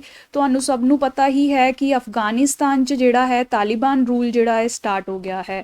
ਤਾਲਿਬਾਨ ਰੂਲ ਜਿਹੜਾ ਹੈ ਉਹ ਬਹੁਤ ਹੀ ਕੱਟੜ, ਤੁਸੀਂ ਕਹਿ ਸਕਦੇ ਹੋ ਕੱਟੜ ਇਸਲਾਮਿਕ ਰੂਲ ਨੂੰ ਫੋਲੋ ਕਰਦੇ ਹੈ, ਇਸਲਾਮਿਕ ਲਾਅ ਨੂੰ ਫੋਲੋ ਕਰਦੇ ਹੈ। ਤਾਂ ਇਸ ਵਿੱਚ ਇਹ ਵਿਮਨ ਨੂੰ ਵੀ ਬਹੁਤ ਘੱਟ ਸਪੇਸ ਦਿੰਦੇ ਹੈ। ਵਿਮਨ ਦੀ ਇਕੁਐਲਿਟੀ, ਵਿਮਨ ਦੇ ਰਾਈਟਸ ਜਿਹੜੇ ਹੈ ਨਾਨ ਐਗਜ਼ਿਸਟੈਂਟ ਆਲਮੋਸਟ ਹੋ ਜਾਂਦੇ ਹੈ। ਤਾਂ ਤਾਲਿਬਾਨ ਰੂਲ ਅਫਗਾਨਿਸਤਾਨ 'ਚ 1991 ਦੇ ਅਰਾਊਂਡ ਵੀ ਆਇਆ ਸੀ। ਉਦੋਂ ਵੀ ਇਹੀ ਦੇਖਿਆ ਗਿਆ ਸੀ ਕਿ ਵਿਮਨ ਨੂੰ ਕੋਈ ਰਾਈਟਸ ਜਾਂ ਐਜੂਕੇਸ਼ਨ, ਸਰਵਿਸ, ਇੰਪਲੋਇਮੈਂਟ ਦੇ ਰਾਈਟਸ ਨਹੀਂ ਦਿੱਤੇ ਗਏ ਸੀ। ਤੇ ਹੁਣ ਤਾਲਿਬਾਨ 2021 ਚ ਦੁਬਾਰਾ ਅਫਗਾਨਿਸਤਾਨ ਚ ਜਦ ਆ ਰਿਹਾ ਹੈ, ਸਿਮਿਲਰ ਪੈਟਰਨ ਹੁਣ ਦੇਖਿਆ ਜਾ ਰਿਹਾ ਹੈ। ਤਾਂ ਵਿਮਨ ਤੇ ਬਹੁਤ ਇੰਪੈਕਟ ਹੋ ਰਿਹਾ ਹੈ ਇਹ ਅਫਗਾਨਿਸਤਾਨ ਦੀ। ਵਿਮਨ ਗਰਲਸ ਨੂੰ ਜਿਹੜਾ ਪਹਿਲਾਂ ਕਹਿ ਦਿੱਤਾ ਗਿਆ ਸੀ ਤੁਸੀਂ ਸਕੂਲ ਨਹੀਂ ਜਾ ਸਕਦੀਆਂ, ਫਿਰ ਇਹਨਾਂ ਨੂੰ ਪਬਲਿਕ ਏਰੀਆਜ਼ ਤੋਂ ਬੈਨ ਕੀਤਾ ਗਿਆ, ਜਿਮਸ, ਸਵਿਮਿੰਗ ਪੂਲਸ, ਪਾਰਕਸ, ਇਹ ਸਭ ਏਰੀਆਜ਼ 'ਚ ਵਿਮਨ ਨਹੀਂ ਜਾ ਸਕਦੀਆਂ ਤਾਲਿਬਾਨ ਦੇ ਅਕੋਰਡਿੰਗ। ਤੇ ਹੁਣ ਵੂਮੈਨ ਨੂੰ ਯੂਨੀਵਰਸਿਟੀਜ਼ 'ਚ ਜਾਣ ਤੋਂ ਵੀ ਬੈਨ ਲਾ ਦਿੱਤਾ ਗਿਆ ਹੈ। ਠੀਕ ਹੈ ਜੀ। 1991 ਵਿੱਚ ਵੀ ਇਹੀ ਹੋ ਰਿਹਾ ਸੀ, ਵਿਮਨ ਨੂੰ ਬਾਹਰ ਨਹੀਂ ਨਿਕਲਣ ਦਿੱਤਾ ਜਾਂਦਾ ਸੀ, ਪੂਰਾ ਟਾਈਮ ਬੁਰਖਾ, ਫੁੱਲ ਕਵਰਿੰਗ ਬੋਡੀ ਵਾਲਾ ਬੁਰਖਾ ਇਹਨਾਂ ਨੂੰ ਪਾ ਕੇ ਰੱਖਣਾ ਪੈਂਦਾ ਸੀ। ਜਦ ਵੀ ਵਾਰ ਆਉਣਗੀਆਂ ਤਾਂ ਇੱਕ ਮੇਲ ਕੰਪਲੈਂਸ ਨਾਲ ਹੋਣਾ ਮੈਂਡੇਟਰੀ ਸੀ। ਰਾਤ 6-7 ਵਜੇ ਤੋਂ ਬਾਅਦ ਬਾਹਰ ਨਿਕਲਣਾ ਬਿਲਕੁਲ ਵੀ ਨਹੀਂ ਅਲਾਉਡ ਸੀ, not even with a male compliance. ਠੀਕ ਹੈ ਜੀ। ਤਾਂ ਇਹ ਰੂਲ ਦੇ ਆਪਾਂ ਇਹ ਜੇ ਕੱਟੜਪੰਥੀ ਰੂਲ ਦੇ ਨਤੀਜੇ ਅੱਜ ਫੇਰ ਦੇਖ ਰਹੇ ਹਾਂ। ਤਾਲਿਬਾਨ ਨੇ ਸਾਰੇ ਵਰਲਡ ਨੂੰ ਇਹ ਪ੍ਰੋਮਿਸ ਕੀਤਾ ਸੀ ਕਿ ਉਹ ਮਾਈਨੋਰਿਟੀਜ਼, ਵਿਮਨ ਤੇ ਅਤਿਆਚਾਰ ਨਹੀਂ ਕਰਨਗੇ, ਬਟ ਹੁਣ ਆਪਾਂ ਦੇਖ ਰਹੇ ਹਾਂ ਕਿ ਉਹ ਆਪਦਾ ਵਾਅਦਾ ਨਹੀਂ ਨਿਭਾ ਰਹੇ ਨੇ। ਠੀਕ ਹੈ ਜੀ। ਤਾਂ ਫਿਰ ਹੁਣ ਵਰਲਡ ਪੂਰੀ ਕਮਿਊਨਿਟੀ ਦੀ, ਗਲੋਬਲ ਕਮਿਊਨਿਟੀ ਦੀ ਇਹ ਜ਼ਿੰਮੇਵਾਰੀ ਬਣਦੀ ਹੈ ਕਿ ਅਫਗਾਨਿਸਤਾਨ ਦੀ ਵਿਮਨ ਦੇ ਰਾਈਟ ਨੂੰ ਪ੍ਰੀਜ਼ਰਵ ਕੀਤਾ ਜਾਵੇ। ਠੀਕ ਹੈ ਜੀ। Women rights in Afghanistan needs to be preserved. ਤੇ ਇਹਦੇ ਲਈ ਗਲੋਬਲ ਕਮਿਊਨਿਟੀ ਕੀ ਕਰ ਸਕਦੀ ਹੈ? ਗਲੋਬਲ ਕਮਿਊਨਿਟੀ ਨੂੰ ਤਾਲਿਬਾਨ ਤੇ ਪ੍ਰੈਸ਼ਰ ਪਾਉਣਾ ਚਾਹੀਦਾ ਹੈ। ਤਾਲਿਬਾਨ ਦੇਖੋ ਬਹੁਤ ਹੀ ਡਿਪੈਂਡੈਂਟ ਹੈ ਗਲੋਬਲ ਸਪੋਰਟ ਲਈ, ਆਪਦੇ ਸਰਵਾਈਵਲ ਲਈ। ਤਾਂ ਗਲੋਬਲ ਕਮਿਊਨਿਟੀ ਜਿਹੜੀ ਆ ਉਹ ਪ੍ਰੈਸ਼ਰ ਪਾ ਸਕਦੀ ਹੈ, ਆਪਦੀ ਸਪੋਰਟ ਜਿਹੜੀ ਆ ਤਾਲਿਬਾਨ ਤੋਂ ਖਿੱਚ ਸਕਦੀ ਹੈ, ਅਗਰ ਤਾਲਿਬਾਨ ਜੋ ਹੈ ਇਹ ਸਭ ਐਕਸਪਲੋਇਟੇਸ਼ਨ ਕੰਟੀਨਿਊ ਰੱਖਦੀ ਹੈ। ਠੀਕ ਹੈ ਜੀ। ਦੂਸਰਾ ਸੋਲਿਊਸ਼ਨ ਕਿਆ ਹੋ ਸਕਦਾ ਹੈ ਕਿ ਨੌਨ ਤਾਲਿਬਾਨੀ ਲੀਡਰ ਨੂੰ ਵੀ, ਲੀਡਰਸ਼ਿਪ ਨੂੰ ਵੀ ਪਲੇਟਫਾਰਮ ਦਿੱਤਾ ਜਾਏ ਆਰਗੇਨਾਈਜ਼ ਕਰਨ ਲਈ। ਠੀਕ ਹੈ ਜੀ। ਦੇਖੋ ਆਪਾਂ ਡੈਮੋਕ੍ਰੈਟਿਕ ਪ੍ਰਿੰਸੀਪਲਸ ਤੇ ਅਫਗਾਨਿਸਤਾਨ ਨੂੰ ਰਨ ਕਰਨਾ ਹੈ। ਹੁਣ ਤਾਂ ਤਾਲਿਬਾਨ ਹੈ, ਬਟ ਆਪਾਂ ਨੂੰ ਆਲਟਰਨੇਟਿਵ ਲੀਡਰਸ਼ਿਪ ਵੀ ਕ੍ਰੀਏਟ ਕਰਨੀ ਚਾਹੀਦੀ ਹੈ ਤਾਂ ਕਿ ਫਿਊਚਰ 'ਚ ਲੋਕਾਂ ਕੋਲ ਆਪਸ਼ਨਸ ਹੋਣ, ਹੈ ਨਾ ਜੀ। ਨੌਨ ਤਾਲਿਬਾਨੀ ਲੀਡਰਸ਼ਿਪ ਨੂੰ ਸਪੋਰਟ ਕੀਤਾ ਜਾਵੇ। ਵਿਮਨ ਲੀਡਰਸ਼ਿਪ, ਵਿਮਨ ਪਾਰਲੀਮੈਂਟੇਰੀਅਨਸ ਵੀ ਬਹੁਤ ਸੀਗੀਆਂ ਤਾਲਿਬਾਨ 'ਚ, ਅਫਗਾਨਿਸਤਾਨ 'ਚ ਆਈ ਮੀਨ, ਉਸ ਨੂੰ ਵੀ ਸਪੋਰਟ ਕੀਤਾ ਜਾਵੇ। ਠੀਕ ਹੈ ਜੀ। ਥਰਡ, ਇੰਡੀਆ ਨੂੰ ਕੀ ਕਰਨਾ ਚਾਹੀਦਾ ਹੈ? ਹਜੇ ਤੱਕ ਦੇਖੋ ਇੰਡੀਆ ਇਹ ਦੇਖਿਆ ਜਾ ਰਿਹਾ ਕਿ ਜ਼ਿਆਦਾ ਇਨਵੋਲਵ ਨਹੀਂ ਹੁੰਦਾ ਅਫਗਾਨਿਸਤਾਨ ਦੇ ਇਸ਼ੂਜ਼ 'ਚ। ਥੋੜਾ ਬਹੁਤ ਕ੍ਰਿਟਿਸਾਈਜ਼ ਮੇ ਵੀ ਕਰ ਸਕਦਾ ਹੈ, ਬਟ ਜ਼ਿਆਦਾਤਰ ਉਹਨਾਂ ਦੇ ਇਸ਼ੂ ਤੋਂ ਦੂਰ ਹੀ ਰਹਿਣ ਦਾ ਪੋਲਿਸੀ ਇੰਡੀਆ ਨੇ ਅਪਣਾਈ ਹੋਈ ਹੈ। ਬਟ ਇਹ ਆਰਟੀਕਲ ਕਹਿੰਦਾ ਹੈ ਕਿ ਸਾਨੂੰ ਹੈਂਡਸ ਆਫ, ਮਤਲਬ ਉਹਨਾਂ ਤੋਂ ਦੂਰ ਰਹਿਣ ਦੀ ਅਪਰੋਚ ਛੱਡ ਦੇਣੀ ਚਾਹੀਦੀ ਹੈ ਤੇ ਵਿਮਨ ਰਾਈਟਸ ਜਾਂ ਮਾਈਨੋਰਿਟੀ ਰਾਈਟਸ ਲਈ ਆਵਾਜ਼ ਜਿਹੜੀ ਹੈ ਉਹ ਬੁਲੰਦ ਕਰ ਦੇਣੀ ਚਾਹੀਦੀ ਹੈ ਅਫਗਾਨਿਸਤਾਨ ਦੇ ਵਿੱਚ। ਠੀਕ ਹੈ ਜੀ। ਇਹ ਕੁਝ ਮੈਜਰਸ ਤੁਸੀਂ ਲਿਖ ਸਕਦੇ ਹੋ। ਤਾਲਿਬਾਨ ਇੰਡੀਆ ਅਫਗਾਨਿਸਤਾਨ ਰਿਲੇਸ਼ਨਸ ਤੇ ਕੁਝ ਕੁਐਸਚਨ ਆਉਂਦਾ ਹੈ, ਉਸ 'ਚ ਇਹ ਸਭ ਡਿਸਕਸ਼ਨ ਜਿਹੜੀ ਹੈ ਤੁਸੀਂ ਯੂਟਿਲਾਈਜ਼ ਕਰ ਸਕਦੇ ਹੋ। ਠੀਕ ਹੈ ਜੀ। ਤਾਂ ਇਹ ਤਾਂ ਹੋ ਗਏ 22 ਦਸੰਬਰ ਦੇ ਆਰਟੀਕਲਸ। ਹੁਣ ਆਪਾਂ 23 ਦਸੰਬਰ ਦੇ ਬਹੁਤ ਸਾਰੇ ਇੰਪੋਰਟੈਂਟ ਆਰਟੀਕਲਸ ਡਿਸਕਸ ਕਰਾਂਗੇ। ਫਰਸਟ ਆਰਟੀਕਲ ਨਾਲ ਸ਼ੁਰੂ ਕਰਦੇ ਹਾਂ। ਦੇਖੋ ਆਹ ਅੱਜ ਦੇ ਨਿਊਜ਼ਪੇਪਰ 'ਚ ਅਗਰ ਤੁਸੀਂ ਦੇਖੋ ਤਾਂ ਪੰਜਾਬ ਗਵਰਨਮੈਂਟ ਨੇ ਕੁਛ ਸਿੱਖ ਹਿਸਟਰੀ ਦੇ ਹੀਰੋਜ਼ ਨੂੰ ਕਮੈਮੋਰੇਟ ਕਰਨ ਲਈ ਇਹ ਪੋਸਟਰਸ ਛਪਵਾਏ ਨੇ। ਤਾਂ ਫਰਸਟ ਜਿਹੜਾ ਸੀ ਉਹ ਭਾਈ ਜੈਤਾ ਜੀ ਨੂੰ ਰਿਸਪੈਕਟ ਲਈ, ਉਹਨਾਂ ਦੀ ਕੰਟਰੀਬਿਊਸ਼ਨ ਨੂੰ ਰਿਕਗਨਾਈਜ਼ ਕਰਨ ਲਈ ਇਹ ਫਰਸਟ ਜਿਹੜਾ ਪੋਸਟਰ ਆਇਆ ਹੈ। ਤਾਂ ਭਾਈ ਜੈਤਾ ਜੀ ਕੌਣ ਸੀ? ਇਹ ਇਹ ਇਹਨਾਂ ਨੂੰ ਟ੍ਰਿਬਿਊਟ ਕਿਉਂ ਦਿੱਤੀ ਜਾ ਰਹੀ ਹੈ, ਇਹ ਸਭ ਆਪਾਂ ਦੇਖ ਲਾਂਗੇ। ਠੀਕ ਹੈ ਜੀ। ਤਾਂ ਇਹ ਸਭ ਜਿਹੜਾ ਹੈ, ਭਾਈ ਜੈਤਾ ਜੀ ਜਿਹੜੇ ਨੇ ਉਹ 9th Guru, that is Guru Tegh Bahadur ji ਦੇ ਟਾਈਮ ਤੇ ਇਹਨਾਂ ਦਾ ਕੰਟਰੀਬਿਊਸ਼ਨ ਰਿਹਾ ਹੈ। ਤਾਂ ਇਸੇ ਲਈ ਪਹਿਲਾਂ ਆਪਾਂ ਗੁਰੂ ਤੇਗ ਬਹਾਦਰ ਜੀ ਦੀ ਥੋੜੀ ਹਿਸਟਰੀ ਦੇਖ ਲਈਏ ਤੇ ਉਸ ਤੋਂ ਬਾਅਦ ਆਪਾਂ ਭਾਈ ਜੈਤਾ ਜੀ, ਜਿਨ੍ਹਾਂ ਨੂੰ ਭਾਈ ਜੀਵਨ ਸਿੰਘ ਵੀ ਕਿਹਾ ਜਾਂਦਾ ਹੈ, ਇਹਨਾਂ ਦੇ ਬਾਰੇ ਵੀ ਡਿਸਕਸ ਕਰ ਲਾਂਗੇ ਕਿ ਇਹਨਾਂ ਦਾ ਕਿਆ ਰੋਲ ਰਿਹਾ ਹੈ ਤੇਗ ਬਹਾਦਰ ਜੀ ਦੇ ਇਸ ਸਫ਼ਰ ਵਿੱਚ। ਠੀਕ ਹੈ ਜੀ। ਤਾਂ ਹੁਣ ਗੁਰੂ ਤੇਗ ਬਹਾਦਰ ਜੀ ਜਿਹੜੇ ਸੀ ਇਹ 9th ਸਿੱਖ ਗੁਰੂ ਨੇ। ਤੁਸੀਂ 10 ਸਿੱਖ ਗੁਰੂਸ ਦੀ ਮੈਂ ਪੂਰੀ ਲਿਸਟ ਇਸ ਡਿਸਕਸ਼ਨ 'ਚ ਅੱਗੇ ਤੁਹਾਨੂੰ ਦੇਣ ਵਾਲੀ ਹਾਂ, ਉਸ 'ਚੋਂ ਤੁਸੀਂ ਡਿਟੇਲ 'ਚ ਕਰ ਸਕਦੇ ਹੋ। ਗੁਰੂ ਤੇਗ ਬਹਾਦਰ ਜੀ 9th ਗੁਰੂ ਸੀ। ਇਹ 6th ਗੁਰੂ ਹਰਗੋਬਿੰਦ ਸਿੰਘ ਜੀ ਦੇ ਸਨ ਸੀ, ਤੁਸੀਂ ਕਹਿ ਸਕਦੇ ਹੋ। ਇਹਨਾਂ ਨੂੰ ਬਚਪਨ 'ਚ ਤਿਆਗਮਲ ਵੀ ਕਿਹਾ ਜਾਂਦਾ ਸੀ, ਕਿਉਂਕਿ ਇਹ ਥੋੜਾ ਦੁਨੀਆਦਾਰੀ ਦੇ ਕੰਮਾਂ ਤੋਂ, ਲੋਭ ਲਾਲਚ ਤੋਂ ਥੋੜਾ ਦੂਰ ਦੂਰ ਰਹਿੰਦੇ ਸੀ। ਸੰਨਿਆਸੀ ਟਾਈਪਸ ਇਹਨਾਂ ਦਾ ਜੀਵਨ ਸੀ, ਇਸ ਲਈ ਇਹਨਾਂ ਨੂੰ ਤਿਆਗਮਲ ਨਾਮ ਵੀ ਦਿੱਤਾ ਗਿਆ। ਤੇ ਬਚਪਨ 'ਚ ਹੀ ਇਹਨਾਂ 'ਚ ਬਹੁਤ ਬਰੇਵਰੀ ਦੇ ਟ੍ਰੇਟਸ ਦੇਖੇ ਗਏ। ਇਹਨਾਂ ਦੀ ਤਲਵਾਰਬਾਜ਼ੀ ਵੀ ਕਾਫੀ ਅੱਛੀ ਸੀ, ਜਿਹਦੇ ਕਰਕੇ ਇਹਨਾਂ ਨੂੰ ਇਹ ਨਵਾਂ ਟਾਈਟਲ ਮਿਲਿਆ, ਜਿਹੜਾ ਕਿ ਤੇਗ ਬਹਾਦਰ ਇਹਨਾਂ ਦਾ ਨਾਮ ਉਸ ਤੋਂ ਪੈਣ ਲੱਗ ਗਿਆ। ਠੀਕ ਹੈ ਜੀ। ਹੁਣ ਗੁਰੂ ਜੀ ਨੇ ਜਦ ਤੋਂ ਆਪਦੀ ਗੱਦੀ ਸੰਭਾਲੀ ਸੀ, ਉਸ ਟਾਈਮ ਤੇ ਮੁਗਲ ਰੂਲ ਵੀ ਇੰਡੀਆ ਵਿੱਚ ਚੱਲ ਰਿਹਾ ਸੀ। ਸੈਂਟਰ ਤੇ ਤੁਸੀਂ ਕਹਿ ਸਕਦੇ ਹੋ, ਅਗਰ ਇੰਡੀਆ ਨੂੰ ਆਪਾਂ ਦੇਖੀਏ, ਪੰਜਾਬ 'ਚ ਤੁਸੀਂ ਕਹਿ ਸਕਦੇ ਹੋ ਗੁਰੂ ਜੀ ਜਿਹੜੇ ਸੀ ਡੋਮੀਨੈਂਟ ਇਨਫਲੂਐਂਸ਼ੀਅਲ ਬਾਡੀ ਸੀਗੇ, ਬਟ ਓਵਰਆਲ ਅਗਰ ਇੰਡੀਆ 'ਚ ਦੇਖੀਏ ਤਾਂ ਆਪਾਂ ਮੁਗਲ ਰੋਲ ਕਾਫੀ ਪ੍ਰੋਮੀਨੈਂਟ ਸੀ। ਤੇ ਗੁਰੂ 9th ਗੁਰੂ ਦੇ ਟਾਈਮ ਤੇ ਤੁਸੀਂ ਕਹਿ ਸਕਦੇ ਹੋ ਕਿ ਔਰੰਗਜ਼ੇਬ ਦਾ ਰਾਜ ਚੱਲਦਾ ਸੀ ਇੰਡੀਆ ਵਿੱਚ। ਠੀਕ ਹੈ ਜੀ। ਹੁਣ ਤੁਹਾਨੂੰ ਪਤਾ ਹੀ ਹੈ ਕਿ ਔਰੰਗਜ਼ੇਬ ਵੀ ਇੱਕ ਥੋੜਾ ਕੱਟੜਪੰਥੀ ਵਾਲਾ ਲੀਡਰ ਹੀ ਸੀ। ਇਸ ਟਾਈਮ ਤੇ ਕਨਵਰਜਨਸ ਵਗੈਰਾ ਬਹੁਤ ਜ਼ਿਆਦਾ ਹੋ ਰਹੀਆਂ ਸੀ। ਸਾਰੇ ਹਿੰਦੂਜ਼ ਨੂੰ ਇਸਲਾਮ 'ਚ ਕਨਵਰਟ ਕਰਨ ਦਾ ਬਹੁਤ ਮੋਟਿਵ ਸੀ ਇਸ ਟਾਈਮ ਤੇ। ਤਾਂ ਇਸ ਹੀ ਦੌਰਾਨ ਔਰੰਗਜ਼ੇਬ ਜਿਹੜਾ ਹੈ ਇਹ ਫੋਰਸਫੁਲ ਕਨਵਰਜਨਸ ਵਗੈਰਾ ਬਹੁਤ ਜ਼ਿਆਦਾ ਅਪਣਾ ਲੈਂਦਾ ਹੈ, ਜਿਹਦੇ ਕਰਕੇ ਲੋਕਾਂ ਦੇ ਉੱਤੇ ਕਾਫੀ ਪ੍ਰੈਸ਼ਰ ਆਪਰੇਸ਼ਨ ਜਿਹੜੀਆਂ ਹੁੰਦੀ ਹੈ। ਇਸੇ ਹੀ ਦੌਰਾਨ ਕੁਝ ਕਸ਼ਮੀਰੀ ਬ੍ਰਾਹਮਿਨਸ ਹੁੰਦੇ ਹੈ ਜਿਹੜੇ ਕਿ ਗੁਰੂ ਜੀ ਕੋਲ ਹੈਲਪ ਲਈ ਆਉਂਦੇ ਹੈ ਕਿ ਉਹਨਾਂ ਤੇ ਕਾਫੀ ਪ੍ਰੈਸ਼ਰ ਪਾਇਆ ਜਾ ਰਿਹਾ ਹੈ ਕਿ ਉਹ ਇਸਲਾਮ 'ਚ ਕਨਵਰਟ ਕਰਨ, ਅਦਰਵਾਈਜ਼ ਉਹਨਾਂ ਨੂੰ ਕੌਨਸੀਕੁਐਂਸਿਸ ਫੇਸ ਕਰਨੇ ਪੈਣਗੇ। ਠੀਕ ਹੈ ਜੀ।